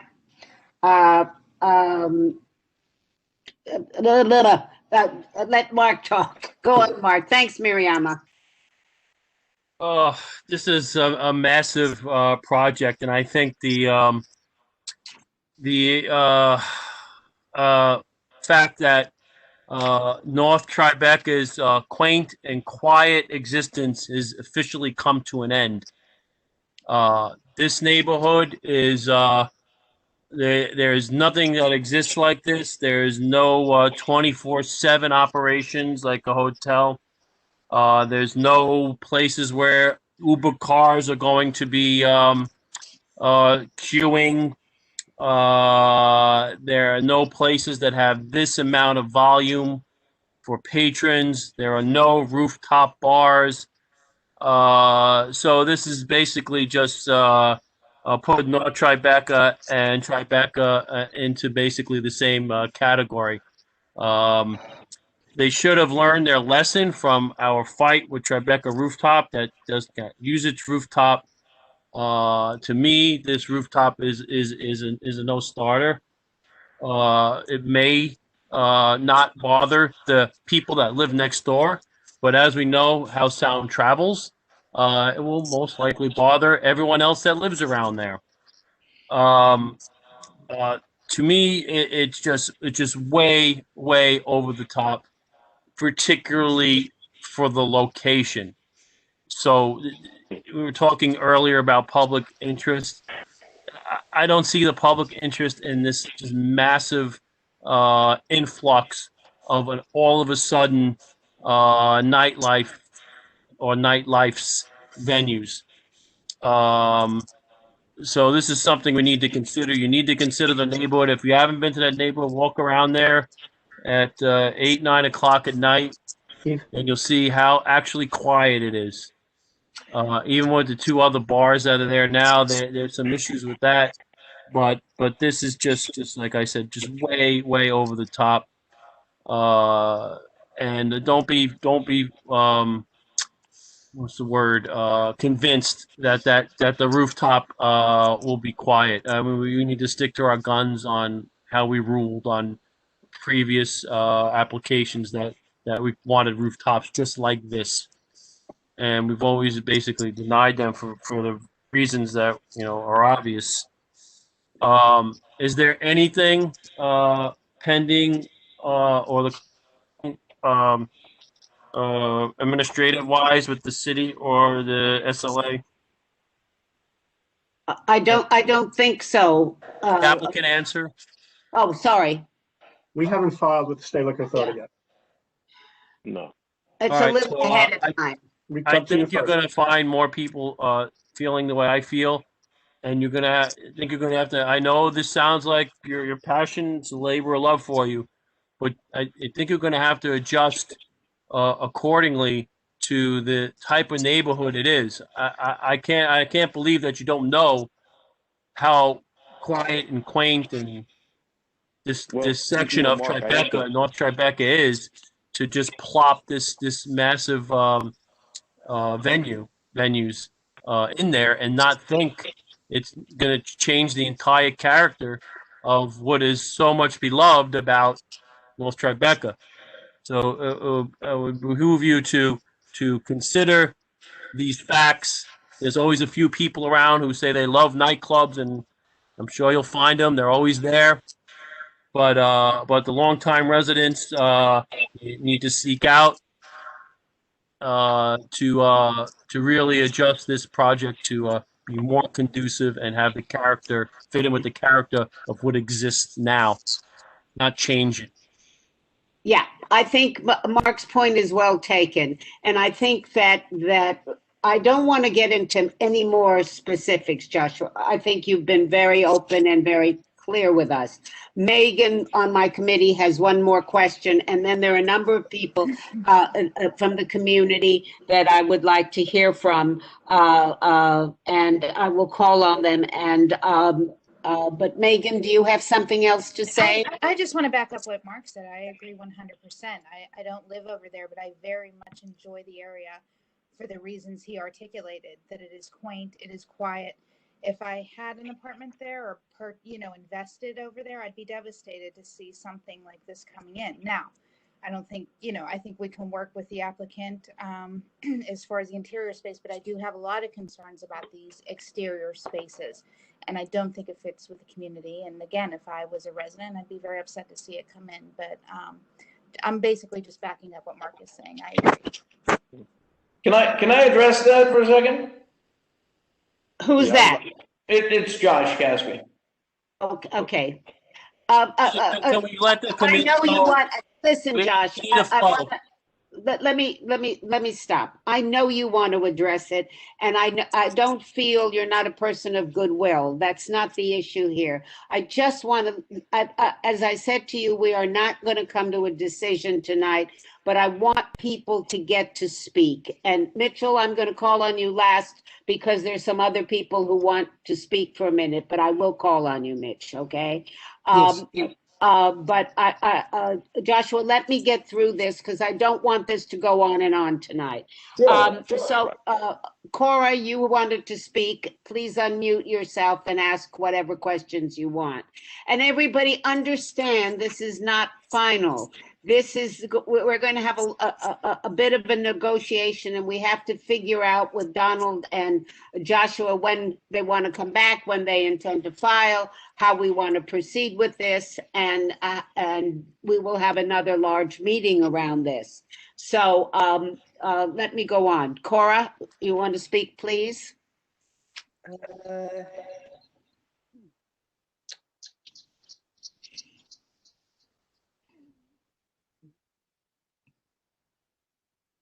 Well, we can't see to hear you. How about now? Yes, go on. Great. Thank you, Susan. I'm Cora Fong from Councilmember Margaret Chin's office, and a lot of times I work with the constituents in the neighborhood. So I just want to bring up the couple points. 456 Greenwich is 1 block south of Canal Street. It's right by the Holland Tunnel area, and Holland Tunnel area congestion traffic has been a huge problem for multiple years. And the buildings surrounding it is no longer commercial, but they are residential, especially 475, the one right over there by Canal. So what is the plan? This is just bring it up. What is the plan about the traffic and the late night congestion? So if you can address that. Also, south of 46 Greenwich is Citigroup's headquarters, plus IPN, Independent Plaza, a huge housing complex, almost 1,800 units over there, 40 Northmore, 80 Northmore, 40 Harrison, 310 Greenwich, all along Greenwich Street. So they are all residential neighborhoods among many. Some are the older buildings and they are more vulnerable, not soundproof. So what's the plan for the operator to reach out to the local communities? One more thing, I mentioned 475 Greenwich Street, which is a residential building. It's right on Greenwich, Watts, and Canal. And the first precinct knows very well. There have been a lot of vehicles coming through those blocks trying to take a shortcut. They figure out their way, how to get onto Holland Tunnel, Canal Street. So there's a lot of complaints about that area. And again, it's the traffic congestion. What is the plan to run the hotel? And you have the basement, you have the events or venue. I expect you have catering, maybe wedding, the upscale style, or the cars coming in. So I hope you can have some kind of plans not to burden the local residents with the quality of life issues. And give you an example, a couple of years ago from city headquarters, their employees trying to smoke, and city advocates that they are a smoke-free corporation. So the employees go out of their area to smoke in the neighboring blocks, which burden the local community. So this is one of the examples. So I hope you can work on that. So Joshua, I'm not going to let you answer because you'll have to come back with a real traffic plan. Not tonight, but you'll have to come back. Thank you for the rendering. Sorry, Susan, one more thing. Just want to remind everybody, Greenwich Street over there, all along south of Canal, Lucian and I and DOT have walked all the way around. That's Cobblestone Street. Don't forget. Yes, noisy. Okay. Who else from the community? Let me see. So listen, I want to echo on Mark Amoruso's comment on the rooftop situation, because On the rooftop, the noise indeed traveled. To give you one example, not in CB1 area, but by Howard Street, CB2, a little north of Canal Street, there was a rooftop situation. I walked all the way down south of Canal, almost by Walker Street and White Street, and I was still able to hear those noise from Howard Street. That was like at least 10 blocks away, and that actually happened. All right. Thank you. Let me just tell everybody so you know, and Joshua and Donald both spoke to this. There is a traffic study. It's in their plan here, I believe. So what nobody has had the time really to read or even paid attention to is to read this traffic study, and we will have to put it on our website so people can read it and understand it, Joshua, before our next meeting. All right, that's what I'm going to promise you. So I have two people who would like to speak that I know of. Joan Kress, you can speak first if you could unmute yourself. Can you hear me? Yes, we can. Thank you, Susan. And thank you for the opportunity to voice my concerns. I also sent you a letter, but I'd like to make some additional comments. I live in the landmarked building at 135 Watt Street, and our bedroom windows look out on the hotel's open-air courtyard cafe, as do those of many of our neighbors. The thought of people drinking and listening to music until 2 a.m., which is the requested closing time just below our bedroom, is very disturbing to me. Joshua has just said that he suggests closing the glass ceiling at 11, but even that is too late. Our building had a meeting with the hotel owner and associates on Monday, and I quoted to them some of the written guidelines of the community board, which I took the opportunity to read. First, the community board is clear that in open window conditions, which apply to all the outdoor areas of the hotel, closing hours must be 9 p.m. on weekdays and 10 p.m. on weekends for avenues and 1 hour earlier for side streets. I would argue that this is really a side street drinking establishment because Dispose is the street on which the entrance to the drinking areas is located. Yet in fact, the hotel is applying for a 1 a.m. and 2 a.m. closing hours for their open air venues in direct opposition to what the community board requires. Second, and I quoted to Josh and his associates, this is from your written guidelines. The committee discourages permits for rooftops. The committee requires applicants to wait a minimum of a year after commencing operations before seeking a liquor license permit for a rooftop space. And the hotel spokesperson at our meetings replied that this was advisory only. And in fact, they are requesting a permit that would allow them to serve drinks on the rooftop until 1 a.m. Third, and I quote again from the guidelines, and I quoted to Josh and his associates, the committee requires applicants to wait a minimum of a year after commencing operations before seeking a sidewalk cafe. And Josh, we didn't have a chance to get into this with you, but they're proposing a sidewalk cafe for 48 people at the outset of their hotel operations. And they're requesting a permit that would allow them to serve drinks at the sidewalk cafe until 1 a.m. So I was shocked at our meeting, but perhaps I thought I'm just naive. I assumed that the written requirements of the community board are binding because those guidelines serve the interests of our community. That the hotel would choose to disregard the written guidelines of the community board suggests that they are not or might not be truly interested in fitting into the neighborhood in a non-disruptive way, as they claim. So I would strongly advise the board to protect the interests of the residents of this overwhelmingly residential neighborhood by adhering to its own guidelines. So first, no liquor license for a rooftop for the first year, and perhaps no rooftop at all. Second, no sidewalk cafe for the first year. They have to wait for a year to apply. And third, early closing hours for the open air courtyard cafe in keeping with the published open window conditions guidelines of the community board. Thank you very much. Thank you, Joan. The next person before I answer is Ron Gutman. Yeah, thank you very much, Susan. And congratulations, Joshua, on an extraordinary project. It's really beautiful. I have to really congratulate you. I'm a neighbor of Joan. I totally agree with what you just said.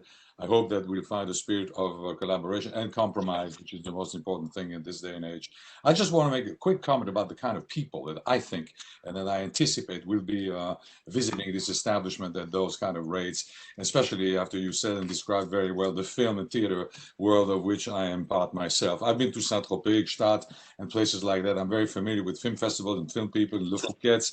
I've been to parties that last till 2 a.m. myself. And I know one thing about these people, my people. We are loud. We love to celebrate. We love to drink. And nobody's going to tell me at a certain point, don't do this and don't do that. Well, you have to be extremely careful. It is your customers that are going to be the problem. The people are not going to complain about the noise. They are going to make the noise. This is what I'm very concerned about. Because they are going to come to New York City, to the Tribeca Film Festival and other places. They are going to celebrate, and we're going to pay the price for it. So I believe that Joan's ideas are very good. I hope the committee listens to her carefully. Her suggestions are very good and wise. And again, I believe we will find a compromise. And thank you for your attention. Jen, is there anybody else? Because what I would like to do, Mitch, go on. I'm so sorry. Speak up, Mitch. Okay, I actually would like to echo what the previous gentleman said. I have a lot of experience in this area, and while I support most everything that's going on inside the establishment, I live next door to the Flea Theater, which was a great neighbor before, and they just made an illegal courtyard pre-pandemic, and for a year they were I'm 8 floors above them.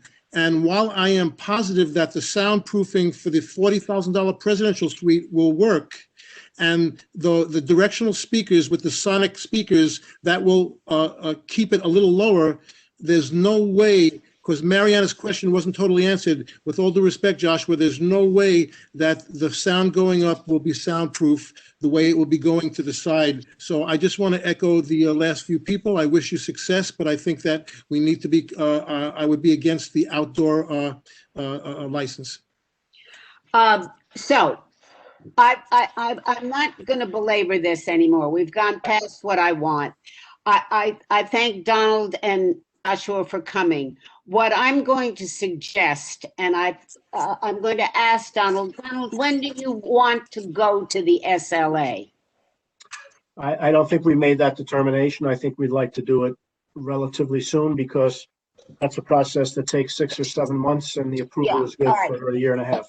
What I'd like to propose is if in March, I'd like to be able to see if we can get this all settled by April and May at the latest, which gives you plenty of time. And I would like to see if Joshua and some members of your neighbors and some of us from the community board could sit down. I wish it could be in person. I don't think it will be. I think it will still be on Zoom to see what we can iron out so that this can come before the committee, that at least we can agree to something that is mutual in some way. It may not all be, but we have these certain guidelines, and we don't want you not to have a business, Joshua, at all. But we just have to figure out how this is going to work. But it is a very unique spot in the community, and people are concerned. And I want to set it up in such a way that at least all of us can feel that we've got a compromise that is workable for everybody. Okay, that's what we're going to try to do. And I appreciate you coming in, and Jen has all your information, And we will try to figure out with some of the community people, and we may have a special board meeting. Not everybody may want to attend. If we can come up with something that works for everybody. Nobody had the chance to read your traffic report. I mean, I think the committee has some work to do as well, Joshua and Right. Donald. And Miss, So, Susan, Can I ask a quick question? who is that, Megan? No, Tammy. Oh, Tammy, go right ahead. Oh, hello.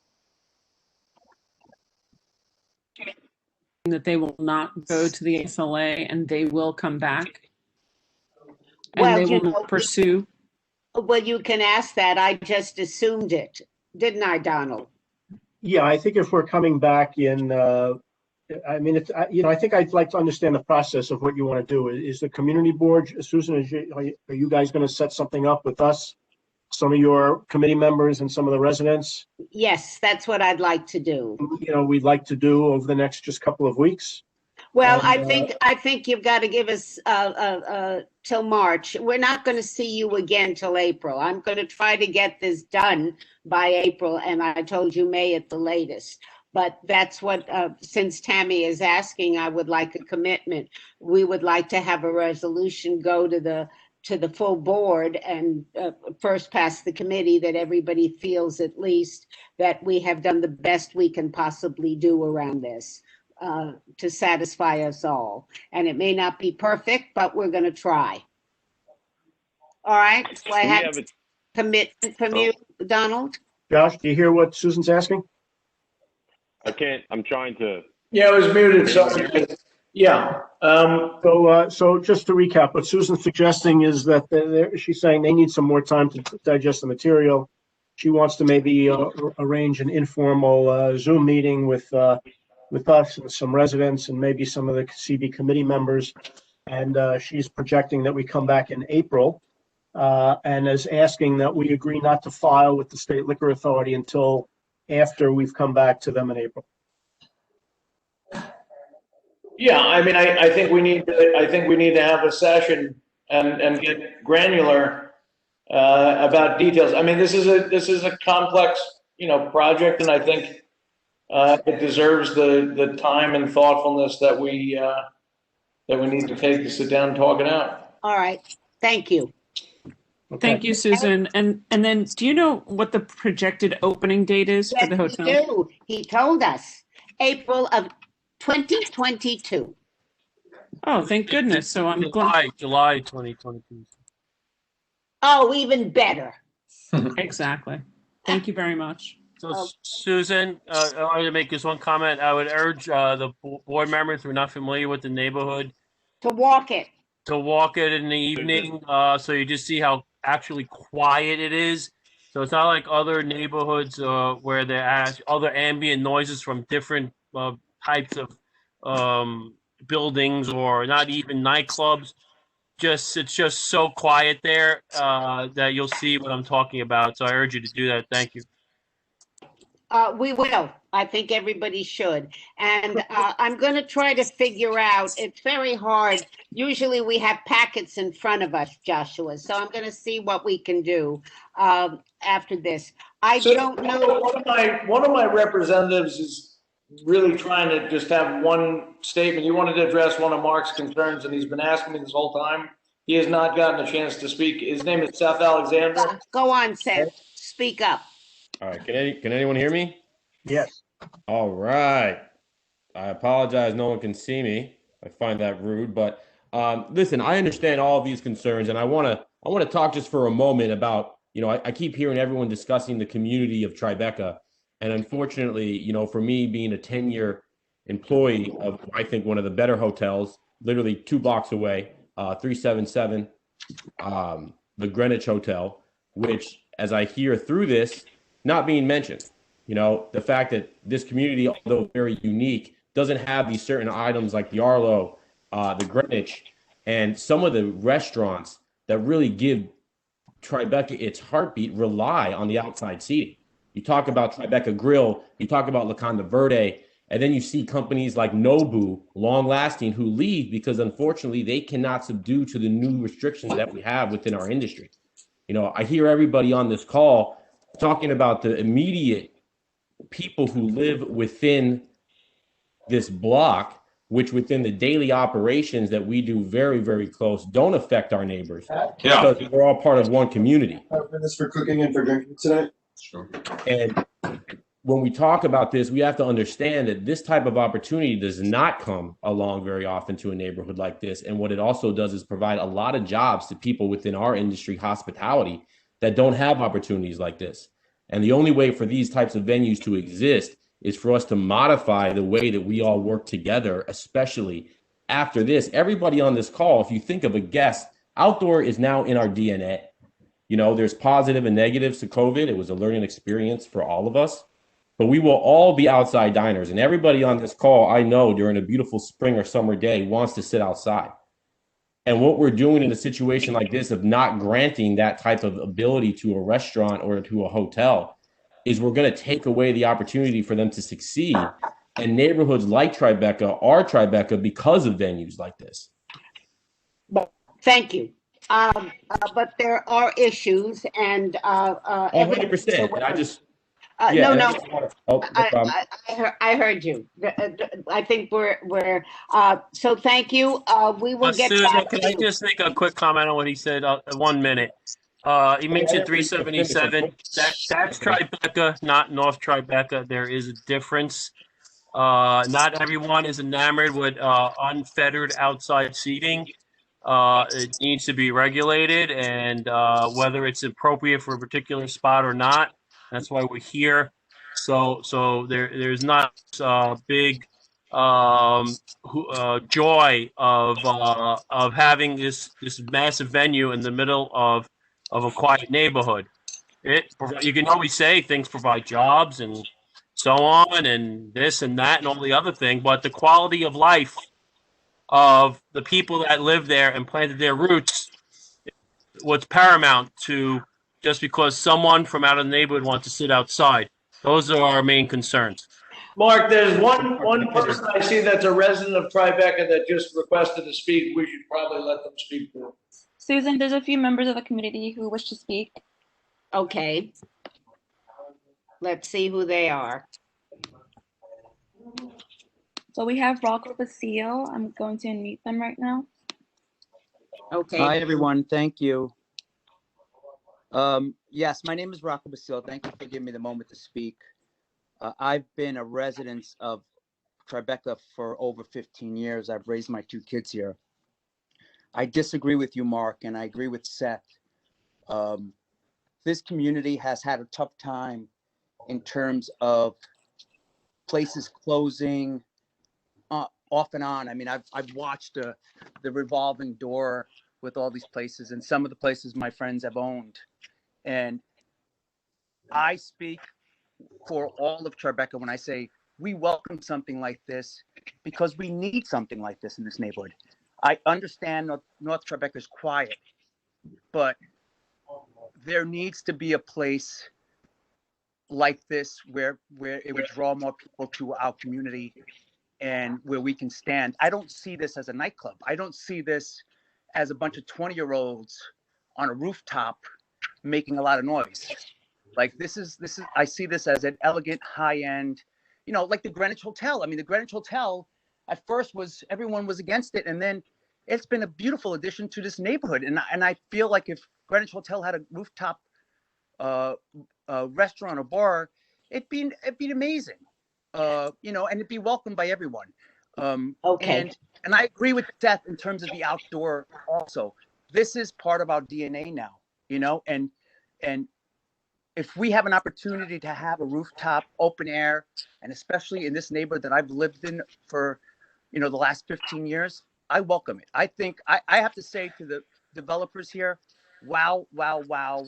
You have put so much time and effort into this thing, and the money that you're investing in this neighborhood.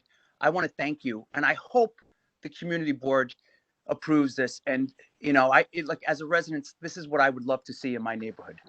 Thank you. Roger Perlmutter, I want you all to not speak more than 2 minutes, please, and because I've got to get through this. So Roger, you want to speak and unmute yourself? Okay.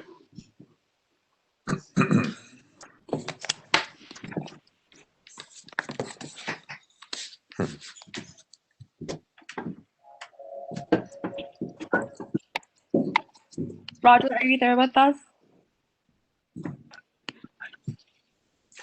Uh-oh, it's not working. Are you here or not? Hi, I'm here. Yes, thank you very much for unmuting me. So I would like to speak about the character of North Tribeca, a place where I've lived for 25 years, and reinforce the statements that Mark has made. It's really a young family community. The number of children in the area is very large. And this is a place that has always celebrated that. Now, of course, it's become even more a young family area since the time that my kids grew up. But I think if you go into that neighborhood, and the suggestion was very important that people go and visit the neighborhood, what you'll see is that families are really trying to raise their kids there and live in that quiet environment. And I'm very concerned that the structure of this hotel, which certainly is a grand destination, unlike anything else in the North Tribeca area. We don't have destinations like this. The structure of this hotel will disrupt that community, and that community is very important. I think that there are opportunities for compromise that would make it possible to have an elite hotel like this with its deluxe accommodations in such a way that it respected the community environment. And that's what I hope it will be possible to achieve through discussion. Thank you very much. Thank you, Roger. Graham Nolan, I'm going to let you speak, and then that's it. I'm going to cut it tonight, and I'm going to move on to our next items. All right, Graham, you're there. Will you unmute? Okay, and I will call on Jonathan Bernstein, and then it's over. I just want to reiterate the same points that Mark made. I have lived in this community for over 30 years. My family has owned the property on Greenwich Street that I currently own and live in since before the 1960s. So I've been around here for a long time and seen this community change.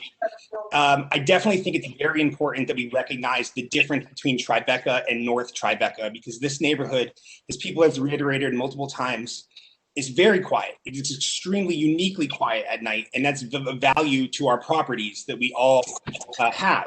And the current plans, though, I see a very beautiful building. I commend you. I love the brick. It's beautiful. It's great. I happen to live right behind that courtyard, directly there. So there are a lot of things here that really concern me. I really look forward to the deep dive into all this kind of paperwork to really get a better idea. But it very much concerns me the amount of outdoor noise. Being on the 5th floor directly behind your establishment, I've had to install soundproof windows due to your construction that goes from outrageous hours. There's still people there right now walking around. I hear them at all hours of the day and night. We don't need to get into that matter specifically, but I look forward to diving deeper into this, and I hope that we can find an amicable solution to this. I want you guys to be able to move forward with your project, but I definitely think there needs to be a level of respect shown to the Northern Tribeca community. Okay, thank you. I'm going to call on Jonathan Bernstein. I want to thank everybody for speaking and being civil. And Joshua and Donald, after this speaker, I just want to say right now, thank you. We're going to have this. I think you should think about where you're willing to compromise. We're going to think about where we're willing to not compromise. And let's see if we ultimately can come to a meeting of the minds. Jonathan? Susan, can we ask Pat to get this construction issue on the quality of life agenda? Sure. Thank you. That's fine. Go on, Jonathan. Please speak. Susan, thank you. And committee members, thank you. Joshua, Donald, thank you very much for your presentation today. I just want to express some additional support on behalf of some of the residents and neighbors. I'm in the 135 Watts building, which is on Watts. It's the block just north of Dispose. And I just want to reiterate some of the concerns of the residents here. We are very concerned about the changing character of the neighborhood, the noise that will undoubtedly result from this hotel, and all of the other problems that we think that will result. And we think that the request to wait a year for the Sidewalk Cafe and the Rooftop Cafe are reasonable. We want to know that you're responsible neighbors and good stewards. And, you know, look, the fact is, we've already been neighbors for 5 years, and our experience in being neighbors has been very mixed thus far. So, you know, we see a very nice presentation, and we see a lot of good intentions. But so far, even with a lot of good intentions, the experience hasn't always been the best.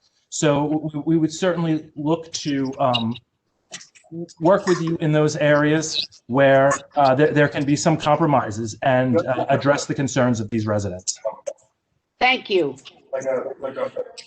All right, so we're going to end this part of the meeting now. Thank you, Joshua and Donald, and I do hope you will come and think about some things, certainly around the roof and the outdoor downstairs seating, and the rest we will all think about. Are you going to reach out to us, Susan, to try to? Jen will reach out to you, and we will set up a meeting. And then we'll plan to come back by no later than April. Well, I gave myself till May, so I gave you've got a lot of time, and you'll still have 6 months, and you still won't be open. So don't, let's not get testy around this one. I'm going to try to do it by April. I told you that, but it may not work. This is a complicated piece, Donald, and I want to make sure we all can come up with something that works. All right? That's my goal. All right, thank you. Thank you very much. So mute yourselves, everybody, or if you're not. So let's move on with our committee meeting. And I would like to urge everybody, it's very hard, but to read the proposals presented, to read the traffic report, to read everything carefully so that I can set up this meeting. I'm going to give us through February, sometime in March, that we can meet with them and some of the community people as well. All right, so then I think those are our only, do I have one more resolution? I do, don't I? We don't. We just had those 2 applications for the new liquor licenses for 181 Katy. What do you want from me? I can't take it out from you. Please mute yourself. I don't want to hear anybody. Thank you. Or mute them, Jen. The guy who had it before, he's a bar. So we have, I wish everybody would look at all the people that are asking for renewals in Tribeca, in the financial district, and I think that's it. Susan, I'd like to bring up, I think Mad Dog and Beans in Stone Street. Okay. Is on there.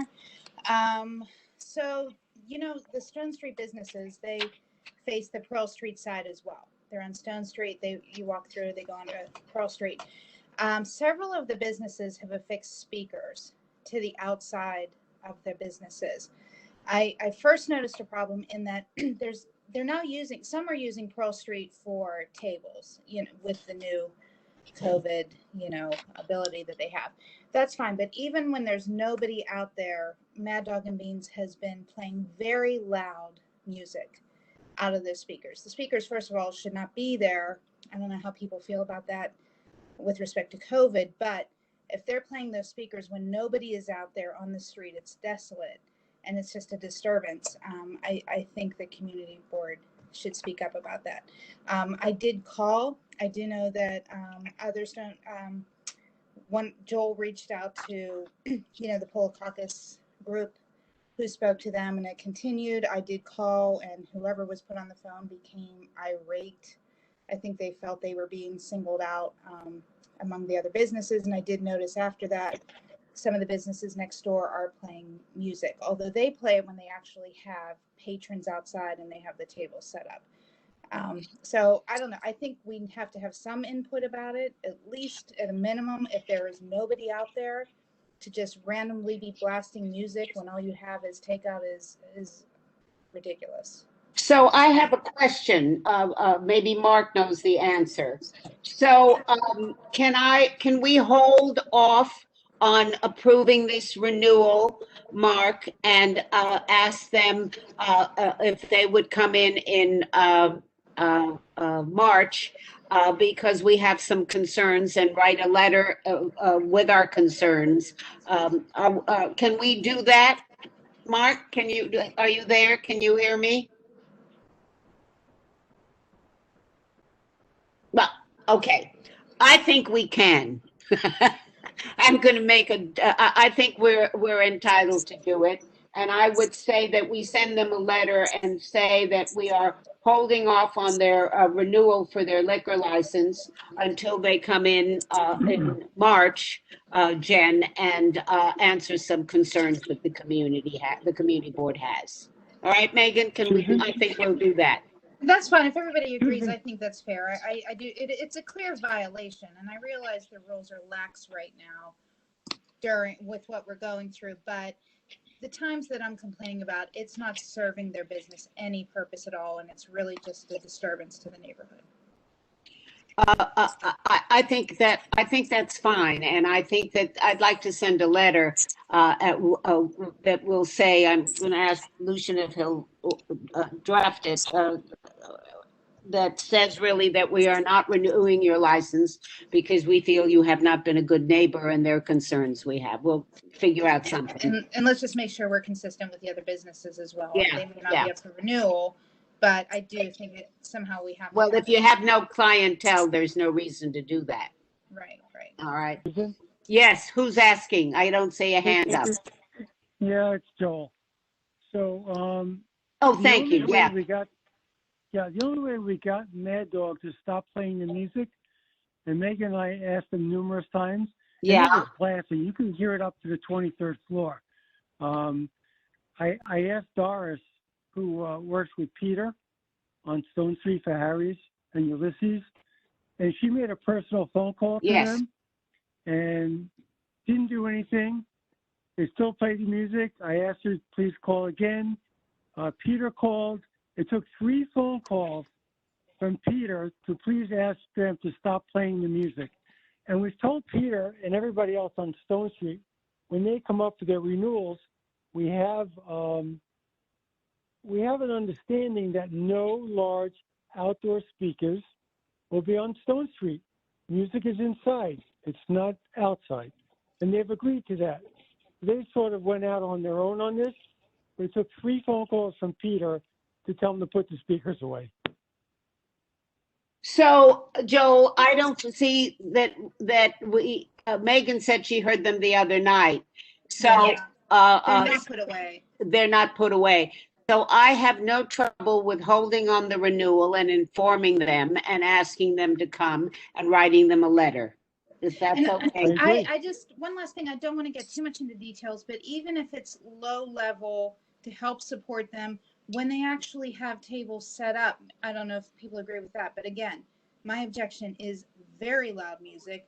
Nobody's out there except me walking the dog. It makes no sense, and it's absurd. I mean, it's or no music at all. Maybe just no music at all, because it is a violation. Well, I think we need to think about what we want when they come in, but we're not going to renew it. We're going to hold the renewal for at least a month, okay? Now, I also have thank you. I have one last thing. I have a complaint on for 2 Gold Street that in relationship to garbage, and maybe it is a quality of life issue. I don't know who owns them anymore. I think it's not Harry. Maybe it is, and maybe Joe would call. It's the dumping of their garbage, and I gather it's quite terrible, and neighbors are very concerned. So isn't that a quality of life issue, Pat? Yeah, all right. All right, so I'll have the person who complained talk with, but I'd like people to walk by it and look. I gather that the owners of the building don't want the restaurant to put their garbage next to the building garbage on Pearl. I think it's Pearl there. And so there's some issue, but it's where it's being put is disgusting and vermin and all kinds of stuff. But that's going to be hard to determine now. Why? What are you saying, Francis? I want to understand. Because have you walked? I mean, look at the neighborhood now with the snow and wait, stuff that that's has been part of the meeting. Let alone garbage. You have mierda, as we say in the old country. Yeah. So I mean, I hear what you're saying, but I just think that the timing of this is not going to help us or the.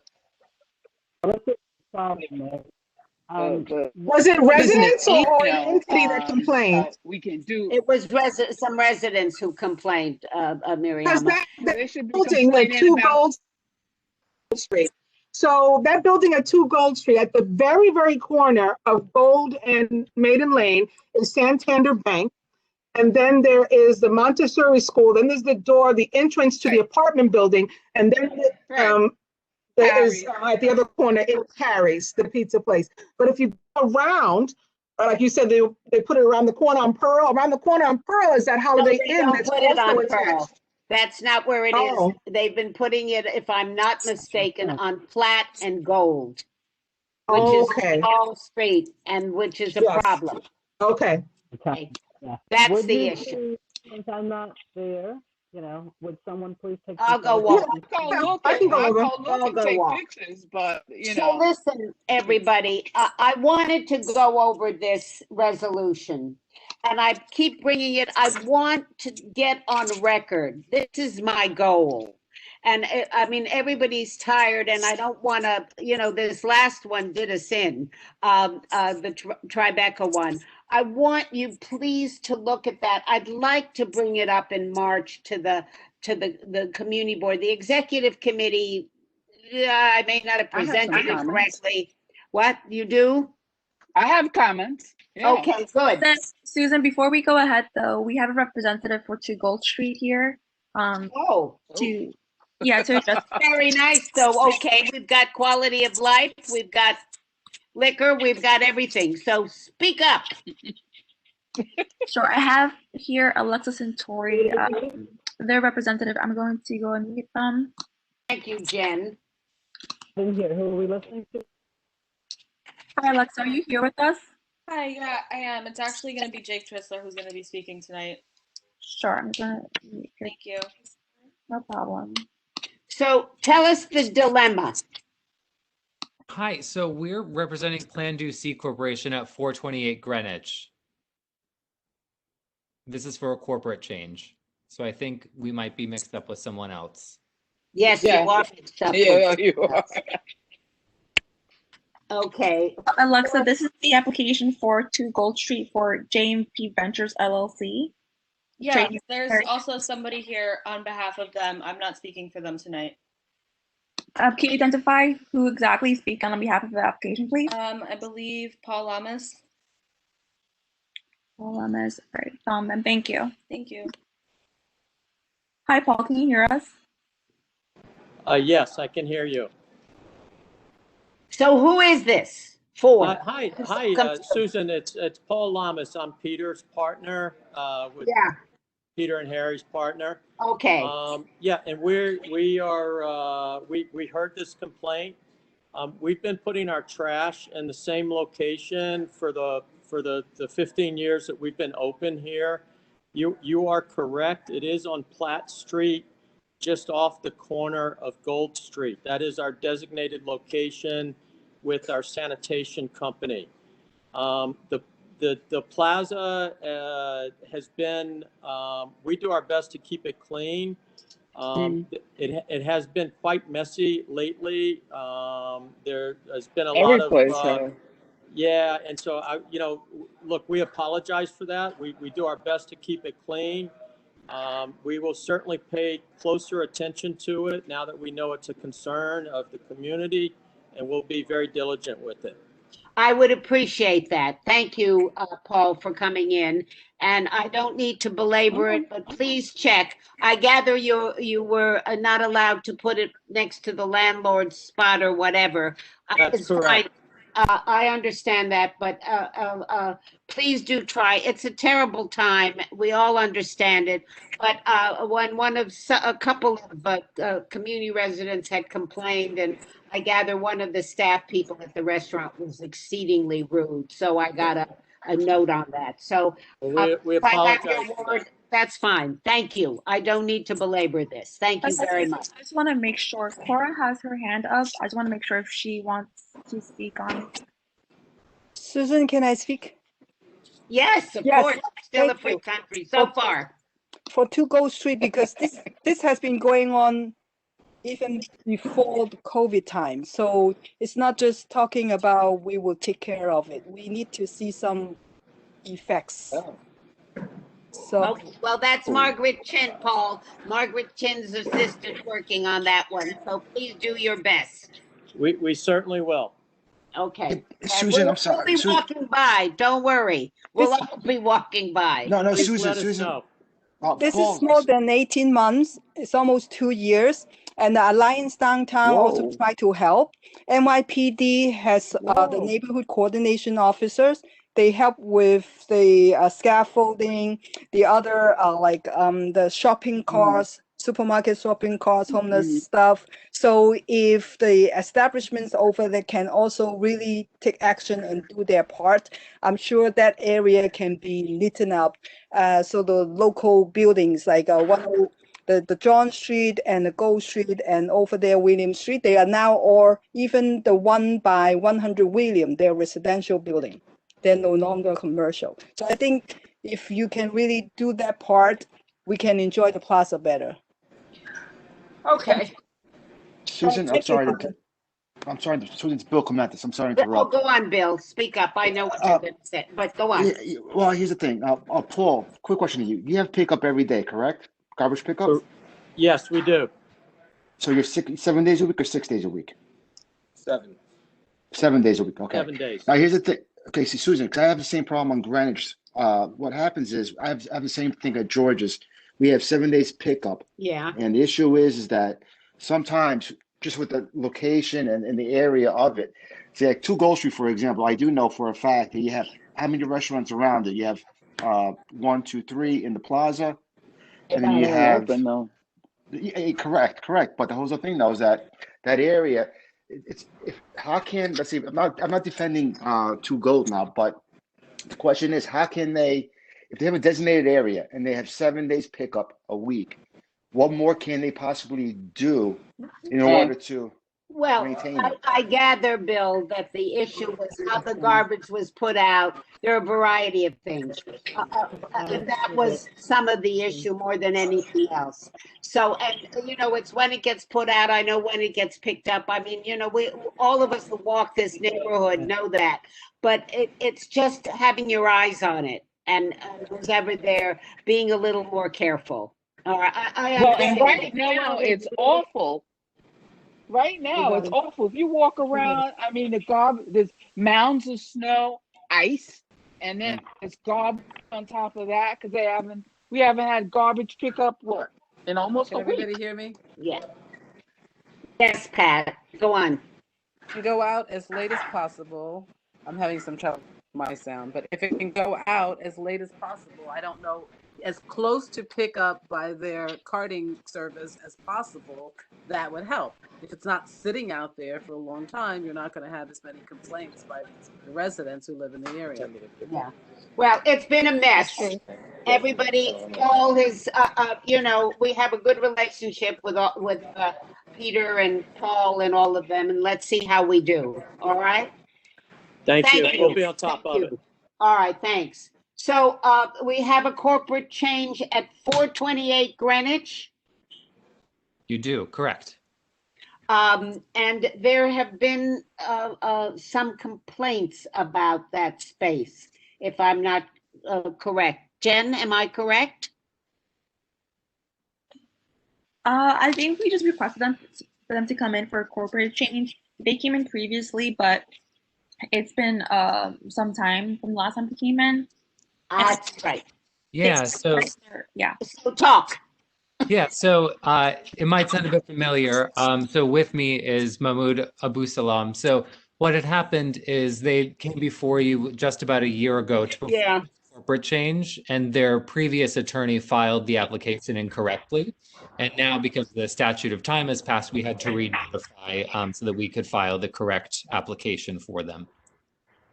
All right, and we approved you with all the stipulations, and you have everything. It was approved, correct. Mahmoud, you can speak if you'd like. Correct. Yes. It was approved, and the last time we were there, as Jake just said, the attorney unfortunately filed the wrong application. Okay. And as you know, we've been in the neighborhood since 2008, and you know, in good standing with the community. So really, we just need this corporate change. Okay. I just wanted to make sure that do you have outdoor seating now, or you have pods, or? We do. We do have a small structure with outdoor seating. We have 4 small, I believe 6 small tables that fit 2 people each. Okay, so seating for 12, and there have been no issues, right? And you don't play music really outside? No, no music outside and no issues. Okay. Well, I'm glad you came. At least you didn't have to walk over to our meeting. So thank you, and we will, I don't think there are any other issues surrounded. So thank you. Thanks so much. Thank you very much. Appreciate it. All right. Okay. Oh, I think everything else is okay, Jen, and Frances says she has some, let me tell you around this resolution, I'd like it to be somehow a little stronger, and I don't know whether we have to quote CB2. We want, one of the things that I'm very concerned about is the governance of all of this. I want to be on record that it's like a free-for-all. Nobody's in charge and nobody knows where to call when you have complaints with this outdoor seating or their problems.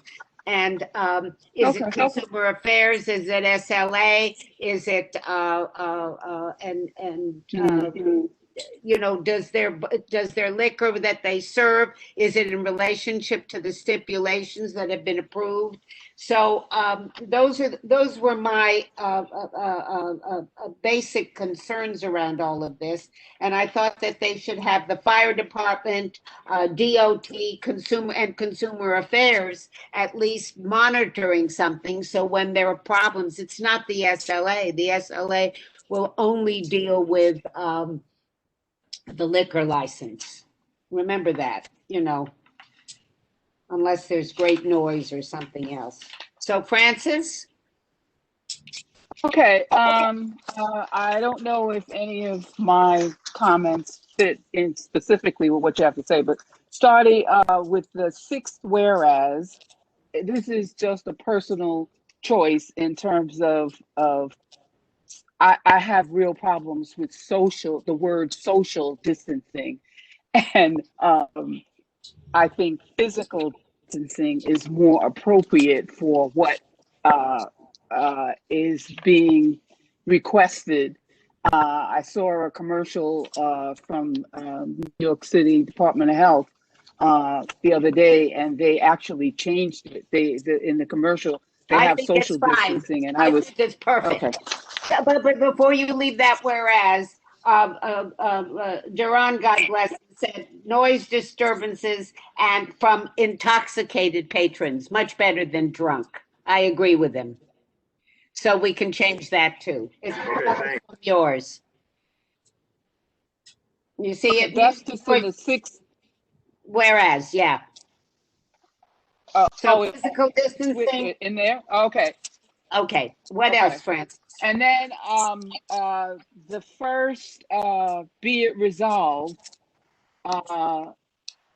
if it could read CD1 supports to developing a permanent outdoor dining program only if the following criteria are met, and a re-evaluation of the existing temporary outdoor program with residents, because we want them to reevaluate it, not just an evaluate, because they're going to say they have something going, and we're I going to got say it. I think that's okay.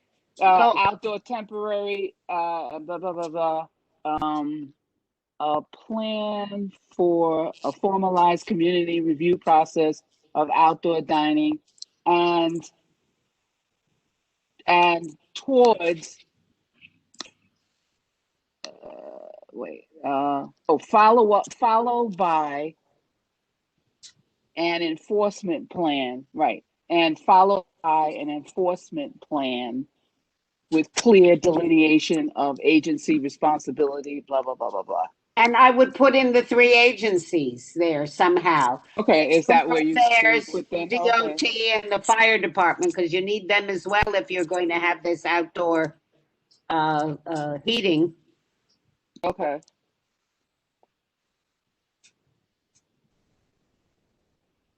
Anything else? CD1 strongly represents developing a process for outdoor dining, similar to the blah, blah, blah, blah, blah. Where is that? That's the first line in the second, be it resolved. That CB1 strongly requests developing a process for outdoor dining similar to, because they don't have one, do they? No. Okay. Developing a plan for outdoor dining, similar to the liquor licensing process. Okay. Outdoor plan process. Okay. Okay, and then the last one, in essence, CB1 does not feel the executive order, blah, blah, blah, blah, blah, on outdoor, I think we should identify the specific order thing that we're. It does Right, not feel right. that the executive order Exactly. regarding Yeah, the that's it. okay. Yeah, that's it. Okay. Anybody else? Do I have everybody still here? Would everybody vote on this so we could present it to the Michael and everybody else, that we could present it at this the large board meeting? Because I think we should go on record, whatever else they do or don't do. I just think we as a group. Megan, you want to say something? No, I just, if I recall, the executive committee, am I correct, rejected it because they did not want to feel like they were frustrating restaurants. I just want to make sure the language was clear that we support the restaurants. So if I recall, I don't have it in front of me, the first whereas CB2 supports blah, blah, blah, blah. I just want to be clear, CB1 supports the restaurants as well. However, yeah, it's the very first one. Yeah, I just want to make sure we address what the executive committee and the others. Maybe we just say we forget this resolution and just say CB1 has supported la la la la. We just just to CB1 and forget the resolution there. That's okay. I understand what you're saying. Has supported temporary measures to allow its restaurants to generate income and blah, blah, blah, blah, blah, blah. I got it. Okay. I agree. Can everyone see my screen? I have a working document there, just so we can all see it. Yeah. So rather than, I think Megan's point is right. We don't have to say CB's what 2's resolution states, and I don't have to worry about what's the word I want to plagiarism. Take out CB2 resolution states, just take it out and put CB1 has supported temporary measures. I think that's what Megan is saying, and that's correct. You can say also, just so it shows unity, in conjunction with CB2, we have these. That's true, yeah. That's good. I like that. Yeah. I agree. So what would be the final amendment or the edit for the second whereas? Are we going with Megan's language or Mark's? I think we should say, in conjunction with CB2, CB1 has supported. Correct? CB1 not has, supports. CB1 Okay, supports. in conjunction with CB2, CB1 supports, not supported, supports. Take out, or yeah, temporary measures to allow its restaurants to generate income and has withstood the haphazard array of construction. Oh, I love it all as I read it more. It would be in this format then, since since the second word yeah. Paraphrasing from quote, but yes, that's correct. Gotcha. Okay. Anything else, anybody? I'm sorry. Question. Sorry, just before we get to Mark's question, Francis, I couldn't catch your second edit. Could you repeat that again? I think you had a total of 4 edits, but I couldn't catch the second one. And wait. Whereas the last whereas is social. I mean, it's physical, not social. Right, gotcha. And it's physical and it's not drunk, it's intoxicated.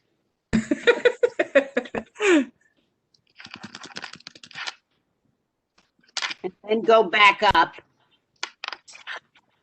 Physical distancing, you'll correct that to get the S right. And from intoxicated patrons. I thought Duran's point was very good. And Francis, there was one more edit after. I'm sorry, Susan. One. Her edit was, she has a few edits. Yeah. Can you just send them to Jen? Yeah, I'll get them to you, Jen. Okay. Thank you, Francis. I want to do one other thing that I had somewhere. Whereas CB1, not very concerned, just as concerned about the use of heaters, of these heaters, when we talk about the propane heaters. We don't have to say very, is concerned about the use of these heaters. But you and I'll go over it, Jen. I'm not worried now. Michael, a question? I get to see your puss, but do you have a question? Do you have a concern? Oh, sorry. Was that who were you talking to? Me? I was talking to you because I can see you. Yeah, I do. I just don't know how to formulate it. So what I'm thinking is overall, I think the temporary program seems to have been successful in my view, and I've enjoyed outdoor dining, and I'm glad that we've been supporting restaurants.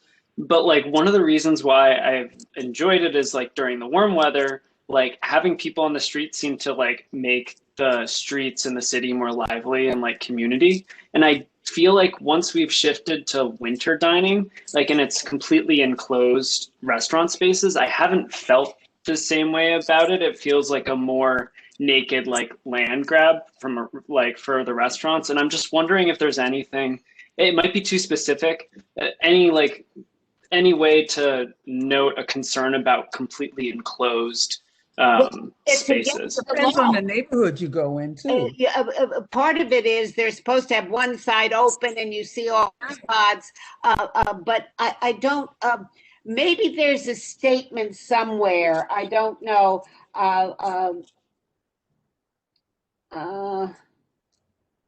The poll have many flaws, we talk about that. Michael, you need to talk to CB2. Yeah, CB2, because they have issues with that because in Soho, it's like a party over there, you know, and there's restaurant after restaurant, and you can hardly walk on the sidewalk, especially when you get to Soho, because the restaurant they have like expanded and it's like only a little narrow walkway. And yeah, and that's like when it like impedes my visibility, like when I can't see through it to like see the street, I think there's like safety things, but it's also just from a general like I find it less. Yeah, well, I think that's if you want to feel that part, that kind of atmosphere, just go over to Soho because there's a lot going on over there. Will do. Tell me what you're thinking, because I think, Susan, when we've discussed this, that's why you feel so strongly about this. Is you know, we're overlooking a lot of things to help these businesses stay afloat, but we don't want this to become permanent.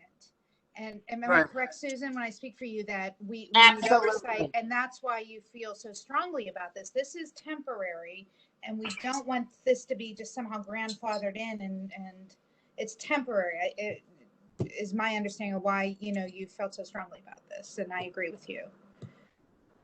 Why we need this. Because the mayor wants to make it permanent, right?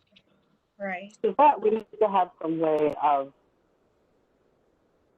reporting when transitioning into when it. they're not behaving. Yeah.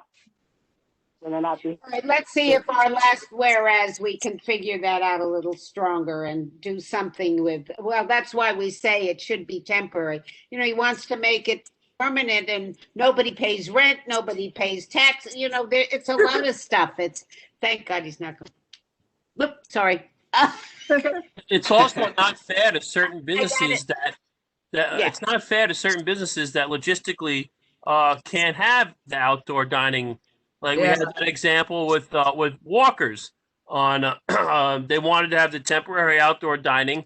A simple move for the city, for DOT to move the bus stop 20 feet south on the street temporarily, and they stubbornly, bureaucratically, idiotically wouldn't do it, and the business is suffering. So you have some businesses that can have all the room in the world in front of them, and other businesses that have subway have bus stops and these ridiculous bikes all over the place, and they can't do it. So it's just not fair to have this Wild West show going on. Well, so Michael, if you can think of a piece of language to fit in, let Jen or I know. All right. Yeah, I will, because I agree. We got at least another week. All right. All right, everybody. If there is nothing else, I'm going to let you all go. But I want us to figure out that March, I think it's very important that we have a meeting about this hotel. So we have to, we'll have a special meeting. We have to do it. So everybody read your work. What a gorgeous view of the city. From are we voting on this? I'm looking. Are we going to vote on this for this? Yes, I think we better. Yes. Call the question. All right. Do I have a second? Seconded. Okay. Can we do any rejections or abstentions first? Right, Jen? We don't have to do a roll call, do we?